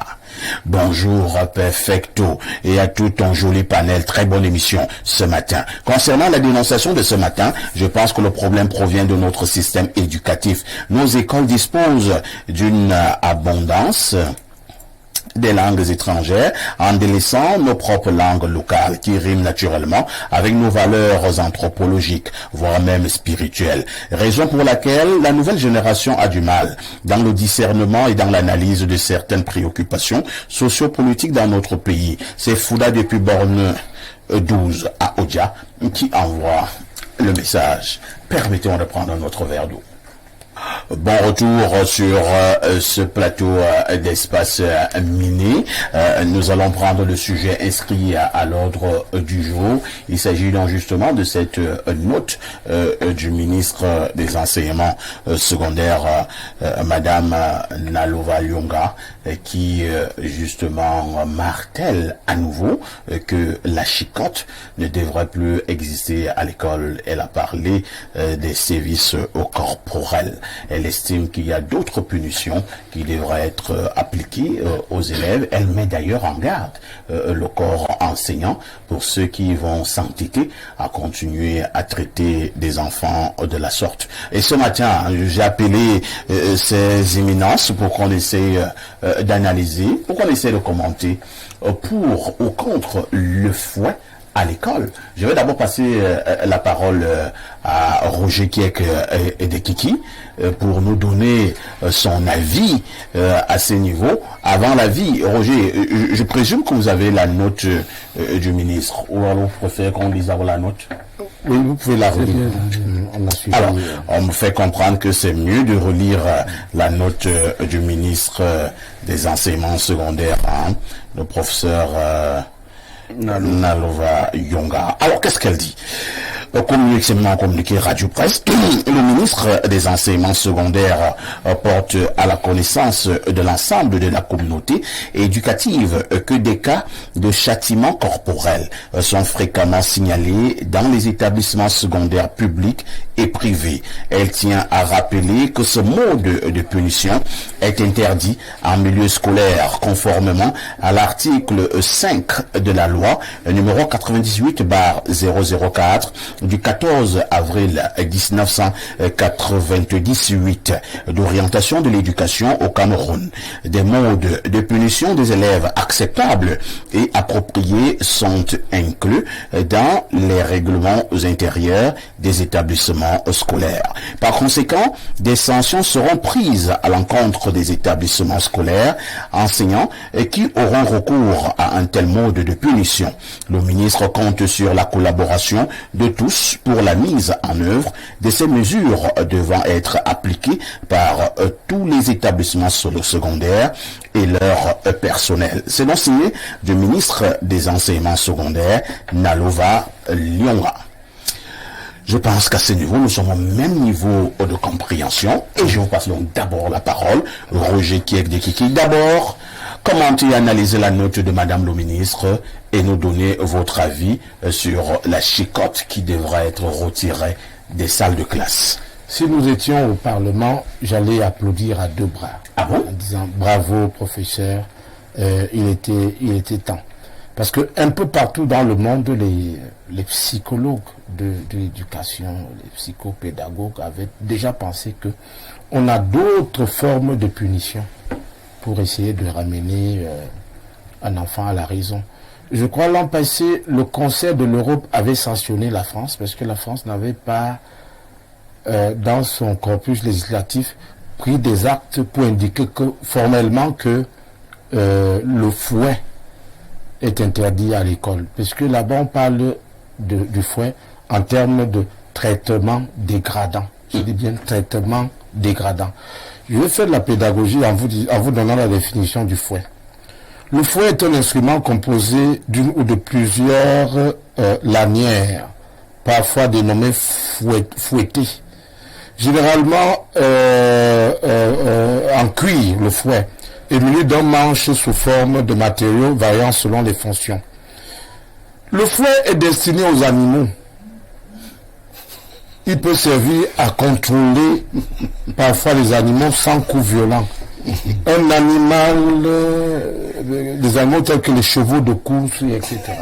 C'est ça la définition du fouet. Vous avez un fouet. Oui, c'est ça le fouet. Il faut qu'on fasse de la pédagogie. C'est pour les animaux, c'est pas pour les êtres humains. Dans certains pays, comme le Qatar, le Yémen, ou etc., la loi islamique a institué le fouet pour une femme qui a commis l'adultère, pour quelqu'un qui a volé, il y a des choses comme ça. On avait battu une femme la dernière fois, elle a été condamnée à 60 coups. On l'a menée sur la place publique. Le fouetteur est un type trapu, baraqué, costaud. Le fouet en question est long. Sur les 60 coups par semaine, on donnait seulement 2 ou 3 coups à la dame. Dès qu'on donnait les 3 coups, elle tombait et on l'hospitalisait pendant 5 jours. C'est inhumain et dégradant. C'est destiné aux chevaux, aux animaux. On ne peut plus traiter un enfant. Vous savez, ce sont des méthodes indigènes que nous avons héritées de la colonisation. Et pendant très longtemps, dans notre pays, le Cameroun, on nous a laissé croire que les enfants intelligents sont ceux qui ont été bien fouettés à l'école. Ouais. Ils ont fini par être intelligents parce que l'enfant avait les oreilles dans les fesses. C'est ce qu'on a laissé croire trivialement que non. La pédagogie d'aujourd'hui, là, elle est différente, même dans nos domiciles. Moi, je discute, je dialogue avec mes enfants. J'ai des enfants, c'est-à-dire si tu lui demandes, si tu le mets seulement dans la douche et que tu l'as enfermé là-bas, il pleure. Si tu lui dis, va te coucher, va te coucher dans ta chambre, il pleure. Si tu lui parles fort, il pleure. Tu n'as pas besoin de lui déchiqueter le dos ou les fesses à coups de bâton, etc. Non, c'est barbare. C'est-à-dire que ça renvoie au Moyen-Âge, à une époque sombre, et non à la Donc, je voulais dire que mon fils qui a 6 ans était rentré l'an passé avec des traces de chicotte sur les oreilles. Vous avez failli devenir bête. Il a attrapé la fièvre. Je suis parti à la pharmacie, j'ai acheté des médicaments. Il n'arrivait pas à manger. Il n'arrivait même pas à bien me raconter, tellement ça a été violent. Il était traumatisé. Sa petite cousine qui est là est venue me dire que c'est la maîtresse qui a tapé. Et il m'a donc raconté qu'elle tapait sur les oreilles. Et quand elle a tapé tellement, il ne supporte pas. Il a commencé lui-même à se griffer, tellement c'était violent. Je suis resté calme. Parce que dans ces circonstances-là, je peux cracher le feu. Je suis resté calme. J'ai demandé à sa mère d'aller dire à ces gens-là que si j'arrive là-bas, je vais venir chercher cet enseignant de la ménoter pour l'amener au commissariat. Bref, je dis, j'étais en train de dire, d'exprimer moral le bol. Et quand la mère est partie le lendemain, il a trouvé que la maîtresse est enceinte. Et vous savez, quelquefois, les femmes enceintes ont un comportement, je ne sais pas comment les psychologues. Elle a tabassé. Et quand on a convoqué l'enseignante au directoire et que le directoire lui posait des questions, elle a fondu en larmes et elle s'est mise à genoux devant mon épouse. J'ai laissé tomber. Le message que je peux passer à travers ça est que elle aurait pu, comme le fouet a déchiqueté les oreilles, elle aurait pu lui crever un œil. Parce que nous n'accouchons pas nos enfants, nous ne les envoyons pas à ces écoles où nous payons en centaines de mille pour revenir avec un œil crevé. Si vous crevez l'œil à l'enfant de quelqu'un, moi, qu'est-ce que vous pouvez me donner en échange? Merci beaucoup. Donc en réalité, il est temps de revoir la pédagogie, parce que la pratique est interdite dans plusieurs pays d'Afrique et même au Cameroun, mais elle était jusque-là tolérée parce qu'il n'y a pas la loi, il n'y a pas des textes de loi pour l'interdire. Dans plusieurs pays au monde, on a interdit la pratique. Tout à l'heure, je reviendrai, mais c'est compris. La tolérance, Madame la ministre vient de tendre le cou à la tolérance. À Madame le ministre, selon toi. Je passe la parole à Patrice Soroc, d'abord qui est pédagogue, qui est enseignant, qui travaille également, qui est responsable au ministère des enseignements secondaires, mais il n'est pas là en qualité de représentant du ministère. Il est là comme Patrice Soroc, pédagogue. Alors, Patrice, nous avons quand même été à l'école, nous avons grandi avec le fouet. C'est-à-dire que nos maîtres nous tabassaient comme si on veut tuer un serpent. Et moi, j'ai eu l'impression que c'est ça également qui a fait en sorte que non seulement on avait donc peur du maître, et on était obligé d'étudier. Parce que si tu n'avais pas étudié, tu savais que ton postérieur devrait prendre feu le lendemain avec le fouet du maître.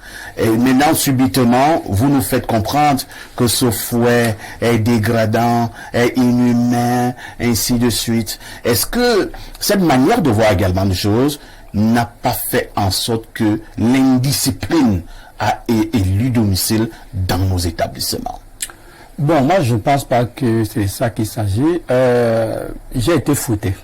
Bien fouetté d'ailleurs. Bien fouetté. Voilà pourquoi maintenant je vous appelle Patrice Soroc. J'ai été fouetté et bien fouetté. Mais lorsque je suis devenu enseignant, je n'ai fouetté aucun enfant. Parce que l'intégrité physique d'un élève, lorsque vous l'avez fouetté, est-ce que vous êtes sûr qu'il y a de très bonnes dispositions maintenant à suivre votre cours? Ça, comme disait M. Kek et les autres sur le panel, c'était des impressions. On avait l'impression que quand on fouettait, c'est ça qui nous amenait. Encore que lorsqu'on appelait mécaniquement. Il fallait réciter le cours, réciter mécaniquement le cours parce qu'on a peur du fouet. Alors, est-ce que c'était pas une bonne forme d'apprentissage? Donc moi, j'aime pas les jeux. Et puis j'ai un autre souvenir un peu regrettable. C'est ma petite sœur qui a abandonné les classes au cours moyen 2 au village. Et j'ai pleuré pour cela. Et quelques années plus tard, elle est allée en mariage. Parce qu'effectivement, chaque jour, le directeur de l'école la fouette. Chaque jour, elle subissait des services corporels au point où tout le village s'en est ému. Elle a abandonné l'école.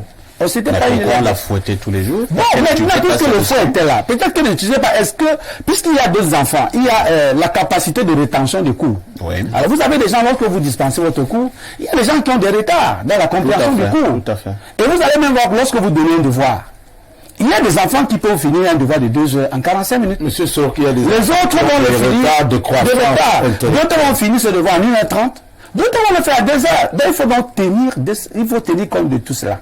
Alors, les services corporels, je crois que, encore que Madame le ministre a convoqué la loi, de 98. Elle n'a pas inventé. Donc elle n'a rien inventé. Elle est ministre il y a quelques années. La loi existe depuis 98, même si elle n'est pas généralisée. C'est là le problème.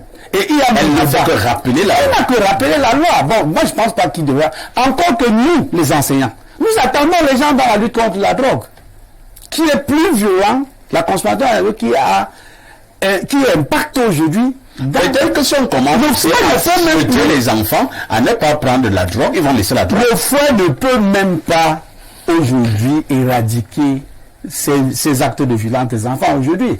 Quand un enfant est venu, aujourd'hui même, je pense que les surveillants généraux, même s'ils ont le fouet, ils ont peur d'attaquer l'élève. Parce que cet élève peut avoir un couteau dans le sac, peut-être la lame. Ils ont le phénomène de retour. C'est plus évident d'ailleurs. Maintenant, le ministre a rappelé, mais aujourd'hui même le fouet n'a même plus sa place. Il y a donc d'autres formes de punition. Il faut donc faire appel aux psychos. Mais d'abord, quand vous avez été enseignant comme nous dans les zones rurales, alors est-ce qu'il faut donc fouetter le petit villageois qui n'a pas fait le devoir alors qu'il n'a pas de livre? Alors lorsque vous avez commencé à fouetter tous les... Vous voyez au moins 50, 60% d'enfants, il n'a pas de livre. Non. Alors il faut trouver d'autres modes de punition. Moi je pense que, qu'est-ce que je faisais par exemple pour les élèves? Alors quand j'arrivais en classe, j'ai enseigné dans beaucoup plus les zones rurales. Alors je programmais un devoir où il fallait avoir le livre en 2 mois. C'est-à-dire que le devoir qui aura lieu en fin octobre, il faut à tout prix avoir le livre. Et ceux qui auront le livre auront plus 5. Alors voilà comment les enfants achetaient le livre et ils n'avaient pas de devoir. Alors quand vous allez commencer donc vous allez dans un village où la vente du cacao se fait en décembre. Par saison. Nous sommes en décembre. Pour que le parent ait de l'argent. Pour acheter même les cahiers. Alors vous allez commencer à utiliser le fouet. Ça ne va rien donner. Donc je crois qu'il y a d'autres formes. Très bien. Merci beaucoup. Arnaud, Victor et Yada, le débat a repris au cours. Êtes-vous pour ou contre le fouet à l'école? Je vais dire à Roger que si moi aussi j'étais à l'Assemblée nationale, j'allais dire au ministre que merci d'avoir enlevé totalement tous les devoirs aux enfants. Vous leur avez donné tous les droits. Vous avez enlevé tous les droits aux enseignants. Vous avez assujetti les enseignants aux devoirs. Je suis d'avis que c'est pas normal de fouetter les enfants. Il a parlé du fouet en indexant les animaux. Un enfant qui se comporte comme un animal devient un animal et il mérite d'être fouetté. Non. Nous avons les bébés poules à la maison aujourd'hui, les poules, les bébés aux œufs d'or, on ne doit pas gronder, on ne doit pas mettre à genoux. En plus que dans les lycées aujourd'hui, on envoie les enfants nettoyer les toilettes. Il y a des gens spécialisés pour venir nettoyer les toilettes des enfants. Mon Dieu. Non. Je suis en train de faire cours en 6e. En 6e. Un enfant enroule un papier, il lance sur ma calvitie. Je me tourne, il se met à rire. Je continue de faire cours comme si de rien n'était. Même mes clients enroulent un autre papier, il lance encore sur ma calvitie, je me tourne, il se met à rire. Après je l'attrape, je commence à lui donner conseil. Non, papi, c'est pas bien, hein. Il faut respecter. Non, non, non. Il sera fouetté selon la gravité de l'acte. Je le mets à plat ventre, je corrige son fessier. On ne meurt pas aux fesses. Je dis, c'est beau, tout ça est bien aujourd'hui, les enfants sont fragiles, il y a les droits de l'homme, il faut vraiment conseiller, il faut chuchoter, il faut... En enlevant donc le fouet à l'école, on l'a remplacé par quoi? L'absence du fouet à l'école aujourd'hui est aussi la montée en puissance d'une manière ou d'une autre de la violence. Quelqu'un a dit ici qu'en fouettant un enfant, il peut avoir la lame dans le sac. Donc attention même de gronder, parce que vous pouvez aussi le gronder, il sort la lame. Il peut aussi arriver en retard à votre cours, vous dites non, ça fait 15 minutes que vous êtes arrivé, vous allez nous perturber, vous allez attendre la prochaine heure, il sort le couteau, vous poignardez. Non. Je ne suis pas d'avis qu'on doit fouetter les enfants comme des animaux, il ne faut pas les maltraiter, mais même de manière dissuasive, il faut utiliser le fouet. Je me souviens, quand j'étais en première au collège adventiste de Yaoundé, je faisais première D à l'époque, monsieur Mbono m'a fouetté à la première séquence alors que j'avais réussi avec 11 de moyenne. Parce que j'avais échoué dans mes matières de base qui étaient les matières du premier groupe, j'avais eu 9. Il m'a fouetté 10 coups sur les mains. Je ne suis pas mort. La séquence qui suivait, je suis passé à 13 de moyenne. Le fouet a encore sa place. Mais seulement, il faut dire qu'un enseignant est un pédagogue. C'est un scientifique de l'éducation qui maîtrise ces sujets. Il y a des cas comme celui que je viens de relayer, avec celui qui vous lance les papiers. Ça, c'est un mépris caractérisé. Imaginez-vous que vous êtes en train de faire quoi l'enfant enroule le papier, vous tape sur la tête. Mon Dieu. On peut comprendre que les devoirs, laver la classe, le retard, ainsi de suite. Il y a des cas, je vous dis qu'il y a des cas à l'école qui sont possédés et qu'on peut déposséder par le fouet. Mais en les fouettant aux fesses, avec une manière, faut pas fouetter l'enfant sur la tête, faut pas donner les coups de poing à l'enfant. Mais le fouet, il doit être encore utilisé à l'école de manière dissuasive. Merci beaucoup. C'est cette chute qui m'intéresse. Et je prends donc justement cette chute pour poser la question à Pierre Blériot-Niémec. Est-ce que le fouet ne devrait-il pas quand même rester à l'école, ne fût-ce que par dissuasion? Alors, Thomas Sankara disait, un militaire sans formation politique et civique est un criminel en puissance. Il y a des objets dangereux qu'il ne faut pas mettre entre des gens instables mentalement. Vous allez m'excuser, beaucoup d'enseignants sont instables mentalement, comme la société. C'est-à-dire que la pauvreté faisant, ils trouvent dans les élèves des exutoires de leurs propres problèmes, inconsciemment. Il faut une bonne enquête de moralité et un renforcement permanent des capacités. Les capacités même dans le domaine. Vous comprenez? Lorsque vous accumulez, vous ne vous rendez pas compte que vous vous dépossédez de vous-même. Vous ne traitez même plus ces enfants comme vos enfants. Vous les traitez comme des bêtes de somme. Le problème est tellement grand.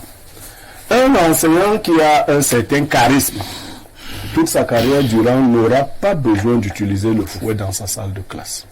Dans la même salle de classe, il y a un tel prof qui entre, il y a un calme absolu dans la salle de classe. Un tel autre entre. Dès qu'un tel autre est entré, ça devient bordel. Le Bourgandiana commence. C'est ça. C'est la même salle, hein, avec les mêmes élèves. Nous avons connu ça. C'est pas... Moi, j'ai souvent, quand j'enseignais, j'ai interpellé certains collègues, je leur disais, mais pour salle de classe, vous n'arrivez pas à la maîtriser. Une fois même dans une salle de classe, j'ai déjà raconté l'histoire ici, j'avais un groupe qu'on appelait Ange et Démon dans la salle de classe en terminale A. Et les gars avaient séquestré un prof d'informatique en pleine salle de classe. Ils faisaient beaucoup d'autres choses. Ils violaient leurs camarades. C'était Ange et Démon. Je dis, aujourd'hui on a envoyé du tout venant à l'école normale. Ah, c'est ça. Et puis il n'y a pas d'argent. C'est pas un métier passionnant. C'est un gars qui voulait être militaire de bille. Il n'a pas pu. Son oncle l'a mis professeur de l'ENAM. Voilà. Non, militaire du bille. Quand il vient à l'école, il est préparé. Il se retrouve dans le corps à corps avec les élèves. Je vous assure, si hier, au quartier, l'enfant était l'enfant de tout le monde, n'est-ce pas? Tout le monde fouettait. Est-ce que tout le monde fouette encore l'enfant de tout le monde au quartier? Pas du tout. Tout a changé. Le conseil ne tapez pas sur les enfants des gens. Arrêtez ça comme principe. Ce n'est plus cette Afrique-là. Oui. Que chaque parent qui veut taper sur ses enfants tape sur ses propres enfants. Exact. S'il veut taper, parce qu'il sait comment il est fort. Les enfants ont des spécificités, mais vous ne les connaissez même pas. Vous n'avez même pas les cadets médicaux des enfants que vous avez à l'école. Vous savez qu'il y a eu des cas de meurtre. Pendant que vous êtes en train de taper, l'enfant est un épileptique, vous ne le savez même pas. Il tombe, il meurt entre eux. Il est asthmatique. Vous commencez à dire que la sorcellerie du village. Non. Ce qui gêne les enseignants, c'est qu'ils mettent, comme on dit vulgairement aujourd'hui, les organes. Vous pouvez enseigner de la cile jusqu'en terminale sans utiliser le fouet. Et être respecté dans vos salles de classe. Il y a des attitudes à adopter.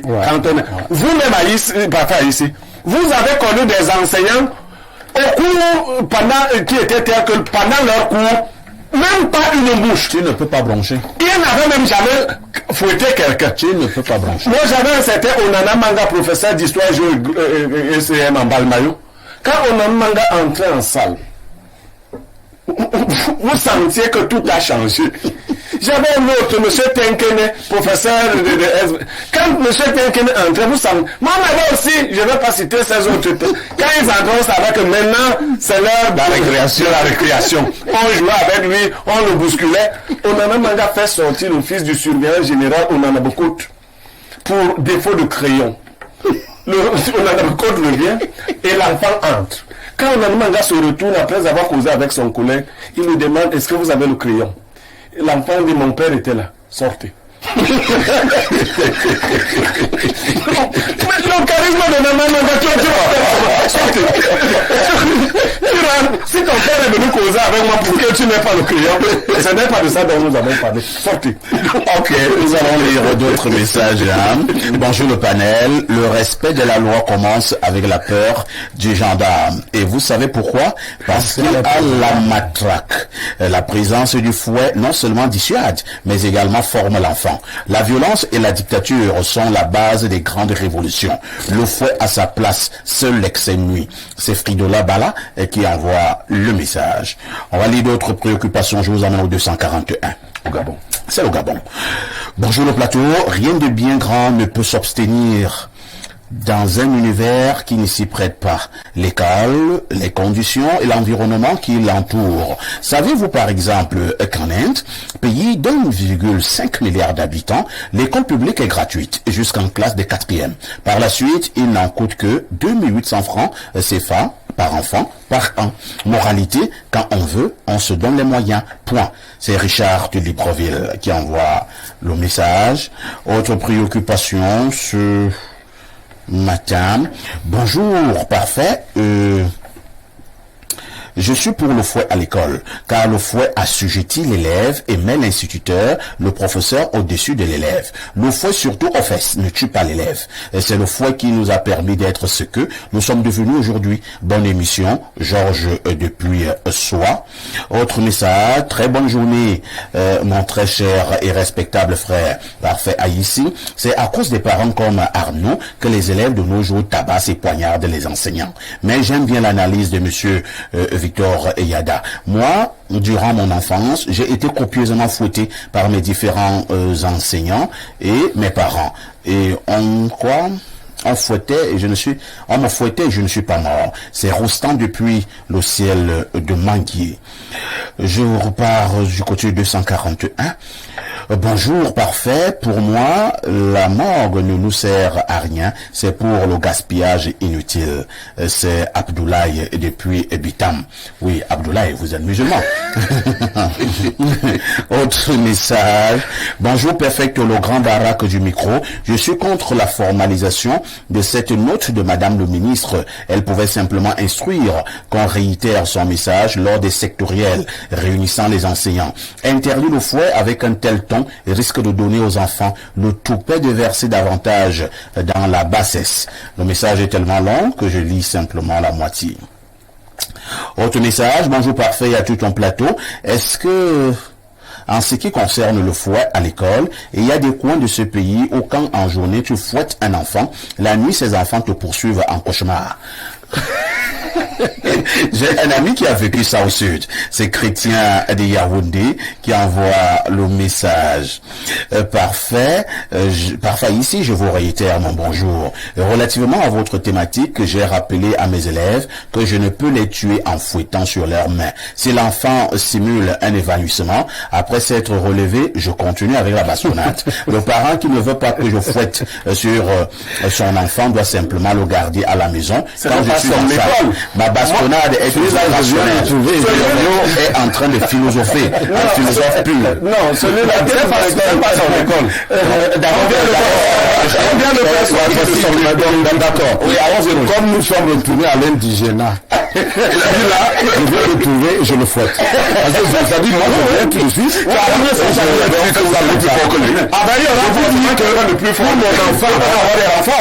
enfant, je vous dis, écoutez, notez bien ce que je vous dis. Pour mon enfant, vous me traumatisez comme ça là. Comme il est en train de dire, il l'entendra. Il m'entendra passer. Non, dites-lui. Il a de se préparer.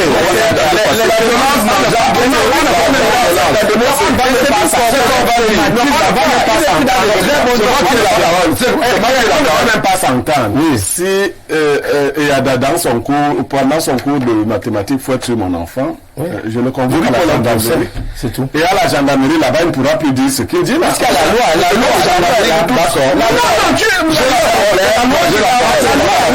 J'ai la parole. Vous allez prendre la parole. Vous savez, c'est quand même un peu, c'est incroyable. C'est un peu l'exemple des gens qui ont grandi en voyant leur papa tabasser leur maman et qui ont cultivé cela en se disant, pour se faire respecter par ma femme à la maison. Il y a des gens qui ont pour culture, dès qu'ils rentrent à la maison, pour un bien ou même pour rien, ils giflent sa femme. C'est des histoires de cons. C'est-à-dire qu'on ne peut plus se faire respecter par la violence. Non, ce dont je parle là, c'est pareil pour la famille. Si vous voulez vous faire respecter par votre femme ou par vos enfants, c'est pas par la violence. Ça, c'est autrefois. C'était dans l'indigénat qu'on nous a instauré, c'est-à-dire que les esclaves noirs, dans les plantations de thé et de canne à sucre, étaient battus comme des bêtes de somme. Le fouet, c'est pour des bêtes de somme. En réalité, dans la nouvelle pédagogie, on se fait respecter par son être, par sa façon de faire, par son savoir-faire, par son propre charisme. C'est pour cela que moi j'ai dit que j'ai refusé expressément d'envoyer mes enfants n'importe où. Je ne mets pas mes enfants, je ne veux pas dégrader le lycée. Puis j'ai choisi où je mets mes enfants. Quand j'étais parti au collège Saint-Benoît pour me plaindre d'un enseignant qui cognait sur la tête d'un élève de seconde, tu sais, on m'avait dit c'est interdit la bastonnade et donnez-nous le temps de résoudre le problème. Ils ont convoqué l'enseignant, l'affaire était réglée. Quand on m'a convoqué plus tard pour mon enfant qui avait commis une indélicatesse, moi-même, j'ai dit à l'enfant, si tu t'amuses, je prends la ceinture, je te mets à plat ventre devant tout le monde. Parce que ils m'ont dit, si tu veux le corriger, toi-même, pas nous, pas nous. Et en réalité, on avait réglé cet impair et l'enfant avait dû laver. Moi-même, j'ai accepté qu'il lavait les toilettes.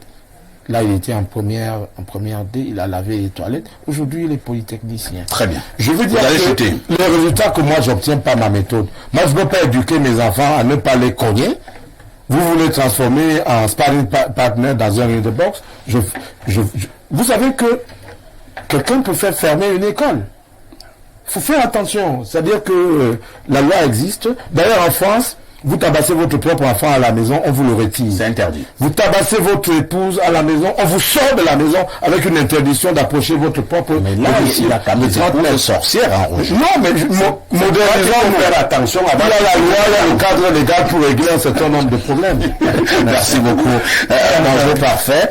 Franchement, quel est ce business qu'on paye pour se faire fouetter? Merci, madame la ministre. C'est Arnaud Abega depuis Douala qui envoie le message. Monsieur Onanabokot Niemek est décédé. Votre enseignant est décédé. Paix à son âme. Madame le ministre fait le dilatoire qu'elle redonne aux responsables leur autonomie financière et pas d'excès. C'est signé noir. Perfecto. Le monsieur en lunettes. Bonjour Perfecto, il y a tous les panélistes, bonne thématique. Il faudrait donc aussi que madame le ministre redonne tout à l'enseignant. Le gouvernement a réduit l'enseignant à l'état de valeur face aux élèves. C'est un Nchama Marcel. Le même Nchama dit, Perfecto, le monsieur en lunettes est amusant. Il vient faire du pédantisme inutilement. Moi je parle de mes enfants. Moi je ne peux pas accepter que quelqu'un massacre mes enfants. Autre message. Bonjour. Le feu n'est pas toujours la solution. Je me souviens de notre professeur d'histoire-géographie en classe de 3e, dont nous avions donné le surnom Buldo. Ces heures de cours étaient les seules au lycée de Biémassi. Dans les années 88-89, lui, il commençait à lire son cours à 25 mètres de la salle. Conséquence, tout le monde est calme à suivre le cours. Voilà. Les seules heures dont tout le monde était calme. Patrice Sorok. Que faisons-nous finalement? Nous écartons définitivement le fouet et nous dialoguons simplement aux enfants au nom du respect des droits de l'enfant. Non, nous devons dialoguer. Je voulais d'abord saluer un de mes camarades qui vient de m'envoyer un message. Là, il me rappelle le fouet. Il vous regarde. Oui, il me regarde. Néma Vincent, c'est aussi légèrement animé. Il me rappelle les fouets que les services corporels nous avons subi à l'école catholique de l'Ablé, dans le lieu de Bafia. Oui. C'était pas évident.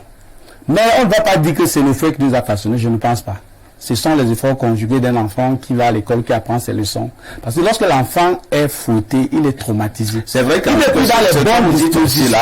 Je suis d'accord avec vous. Il n'est pas dans les bonnes dispositions. Certains enfants, effectivement, je veux qu'on appuie ça. Oui. Sorok, certains enfants, effectivement, vous les foutez plutôt, ils deviennent même bêtes. Ils deviennent bêtes, il a peur. Arrêter l'école. Il faut pas arrêter l'école. Il a peur. Et il a peur. C'est-à-dire qu'il ne sait pas ce qu'il va faire. Il a peur peut-être d'avoir zéro. Il a peur. Or, dans la vie, on doit faire des erreurs. On doit commettre des erreurs. Est-ce qu'on doit avoir peur des erreurs? Non. avec le maître d'avant, le fouet là, vous avez 0, vous êtes fouetté. Il vous faut avoir automatiquement 10. Si vous n'avez pas 20, vous êtes fouetté. Si vous n'avez pas resté, non. Il faut qu'on arrête cela. Je crois que, moi, je voudrais sortir, parce je pense qu'on est peut-être à la fin. Oui. Revenu sur ce que disait, Léo. Je crois que c'est d'abord l'enseignant. C'est vrai. Il a été dévalorisé, c'est aussi vrai. Mais on garde quand même une petite partie de dignité. Tout commence par le charisme. Tout à fait. Et là, je salue M. Dokan François, enseignant de français au lycée de Bachir. Charismatique. Charismatique. Lorsqu'il entrait, il fermait la porte. Plus personne ne sortait. D'abord, il n'y a pas moyen de sortir. Le cours est d'abord très intéressant. Tout à fait. Et parce qu'il faut d'abord rendre son cours intéressant. Oui. Pourquoi les enfants font le désordre dans la salle de classe? C'est d'abord, il faut commencer par ce qu'a dit Béo est vrai. Le cours de M. Dokam, même quand vous avez envie, ton camarade peut même faire le désordre. C'était l'un des meilleurs professeurs de français de ce pays. Donc, il est même passé par le lycée général Leclerc. Donc, je pense que tout commence là. Et dans un établissement scolaire, j'ai toujours dit, j'ai été enseignant. Le premier surveillant, c'est l'enseignant. Merci beaucoup. Le premier surveillant, c'est l'enseignant. C'est lui qui est le patron de sa classe. C'est compris. On ne peut pas comprendre que dans un établissement, il y a le désordre. Les enfants bavarent quand le professeur fait cours. C'est pas normal. Ça veut dire que quelque part le professeur a sa faute. Oui, mais laissons de côté les problèmes pécuniaires de cours de... Là, vraiment, il y a... Globalement, les panélistes sur ce plateau, y compris le pédagogue en chef, nous fait comprendre qu'il faut que nous partions des méthodes barbares et sauvages. Hein. Il y a une autre manière de faire comprendre les choses aux enfants sans toutefois les brutaliser. Non à la violence, mais l'école est le carrefour des mentalités. Chacun prend son petit démon à la maison, il envoie à l'école. Vous vous retrouvez avec une kyrielle de démons à l'école. Et on vous donne la responsabilité de les redresser. Beaucoup de parents disent facilement sur le plateau, mon enfant, mon bébé, mon chouchou, sachant que c'est un bon petit malhonnête, un bon petit malhonnête, démon, qu'on envoie à l'école sous la charge du pauvre petit enseignant. Non, ils seront fouettés par au niveau des fesses. Et il y a aussi un problème. C'est clair. J'attends la gendarmerie. Il y a un autre problème. Quand un enfant a le bac à 16 ans, il entre à l'école normale, il sort à 19 ans. Il se retrouve en terminale ou en première avec un enfant qui a 22 ans. Voilà aussi notre problème aujourd'hui. Tous les enseignants que les aînés ont cités là, c'était des hommes d'un certain âge et on a aujourd'hui à l'école. Il va vous dire une chose. Là, je ne suis pas panéliste, mais je vous fais comprendre que le garçon qui sort de l'école normale à 19 ans, pour prendre ton exemple, qui enseigne à notre garçon de 22 ans en classe terminale, si l'enfant de 19 ans est brillant, et si vous maîtrisez son sujet, l'élève de 22 ans va l'écouter. Un enfant de 19 ans ne peut pas me fouetter s'il y a 22 ans. Non, je dis non à la violence. Mais il faudrait aussi qu'à partir de la maison, les gens attachent leurs petits démons. Ils leur disent que quand tu sors là, laisse le démon ici. Quand tu reviens, tu prends ton démon. Mais s'il sort de la maison avec le démon là pour venir me trouver, il va trouver le Saint-Esprit et l'homme élite qui est le fouet va le sanctionner selon la gravité de l'acte. Pierre Bléreux, reconnaissons aussi qu'il y a une race d'enfants, je ne sais pas s'il faut appeler ça tétutesse, mais qui sont vraiment comme des petits démons. Parfait ici. Oui. Nous faisons des émissions pédagogiques. Tout à fait. Une fois que la loi existe, celui qui la viole est frappé. C'est vrai. Et en fait, le débat que nous menons même ici ne doit plus être si on est pour ou contre. La loi dit c'est non. Il y a la loi. La loi dit c'est non, donc c'est non. Par contre, je l'ai dit, il faut qu'on l'écoute bien. Nos organes ne rentrent pas dans le travail pédagogique que nous faisons. Votre rôle n'est pas de transformer cet enfant en autre chose. Non. Moi, j'ai rencontré de mauvais élèves. Vous serez ce que vous décidez d'être, puisque c'est comme ça que j'éduque mes propres enfants. Je dis à mes enfants, mais attendez, chacun ici deviendra ce qu'il veut être. Je ne force pas les gens à devenir les moyens pour eux. Celui qui veut se perdre, ça va se perdre. Donc l'élève qui comprend le sérieux du prof, et je dis encore, il y a des erreurs que beaucoup d'enseignants commettent, qui font qu'ils deviennent légers. C'est le cas à l'école, c'est même le cas en entreprise. Si vous pensez que vous pouvez boire avec vos collaborateurs et ils vous voient dans la petite tenue facilement, où vous êtes en train, au lieu que parfois ici nous nous enfermions à deux pour faire nos bêtises, si tous les collaborateurs doivent être assis, quand il y en aurait déjà sous, ils commencent à dire que même le lendemain tu reviens, tu veux jouer les charismatiques, on va dire que le type là, on va te regarder en palais de chambre. C'est ça. Il faut que nous changions le mentalité. Maintenant, Madame le ministre doit achever la tâche. Elle a fini de parler de la loi pour les élèves. Il faut donner la dignité. Maintenant, la dignité de l'enseignant est seule. Parce que quand un enseignant est pauvre, il a faim. Quelquefois, il tape parce qu'il a faim. Pas même parce que tu n'as pas fait le devoir. Il y a un autre qui nous dit ici, bonjour, moi c'est Elie de Malachi, j'ai 20 ans, j'ai grandi dans une maison où on fouettait beaucoup, on m'a beaucoup tapé dessus, même à l'école on m'a beaucoup fouetté, mais moi aujourd'hui, je n'aime pas taper sur les gens, car mon papa a beaucoup tapé sur ma maman, et cela m'a fait grandir, avec le fait qu'on ne tape pas sur la femme. Très bien. Je pense également que autant il y en a qui ont grandi dans cet environnement de violence, à la fin eux aussi deviennent violents, mais il y a aussi une autre catégorie, tellement il avait vu le papa toujours taper sur sa mère, quand lui il aura une épouse demain, il se dira que non, je ne dois pas taper sur ma femme, parce qu'il a même été traumatisé, il a vu sa mère souffrir. Tout à fait. Nous avons souffert à l'école primaire. Moi-même je me rappelle encore de au élémentaire, nous passions des nuits chez, là c'était le directeur de l'école. Vous passez des nuits, si vous n'avez pas réussi à réciter sa leçon, vous dormez chez lui. Incroyable. Jusqu'au lendemain. Vous ne mangez rien. Vous ne mangez rien. Il y avait, et à l'époque, aussi, il y avait la peur du maître. Il y avait un maître, on l'appelait Monsieur Onga, à l'école publique de la gendarmerie mobile. Il avait une dextérité dans la manipulation du fouet. Si ce gâteau fouette. Vraiment, Yada, moi j'ai vu certains de nos camarades fuir. Parce que quand il sait qu'il va rencontrer le Songban lundi matin. Il y avait des fois, il a un habit. Il y avait, on appelait ça le tuyau du gaz. Le tuyau du gaz. Et Yada. Oh là là. Le gars met tes fesses en ébullition. Non, il te traumatise. Aujourd'hui, vous êtes le gars perfect au Cameroun.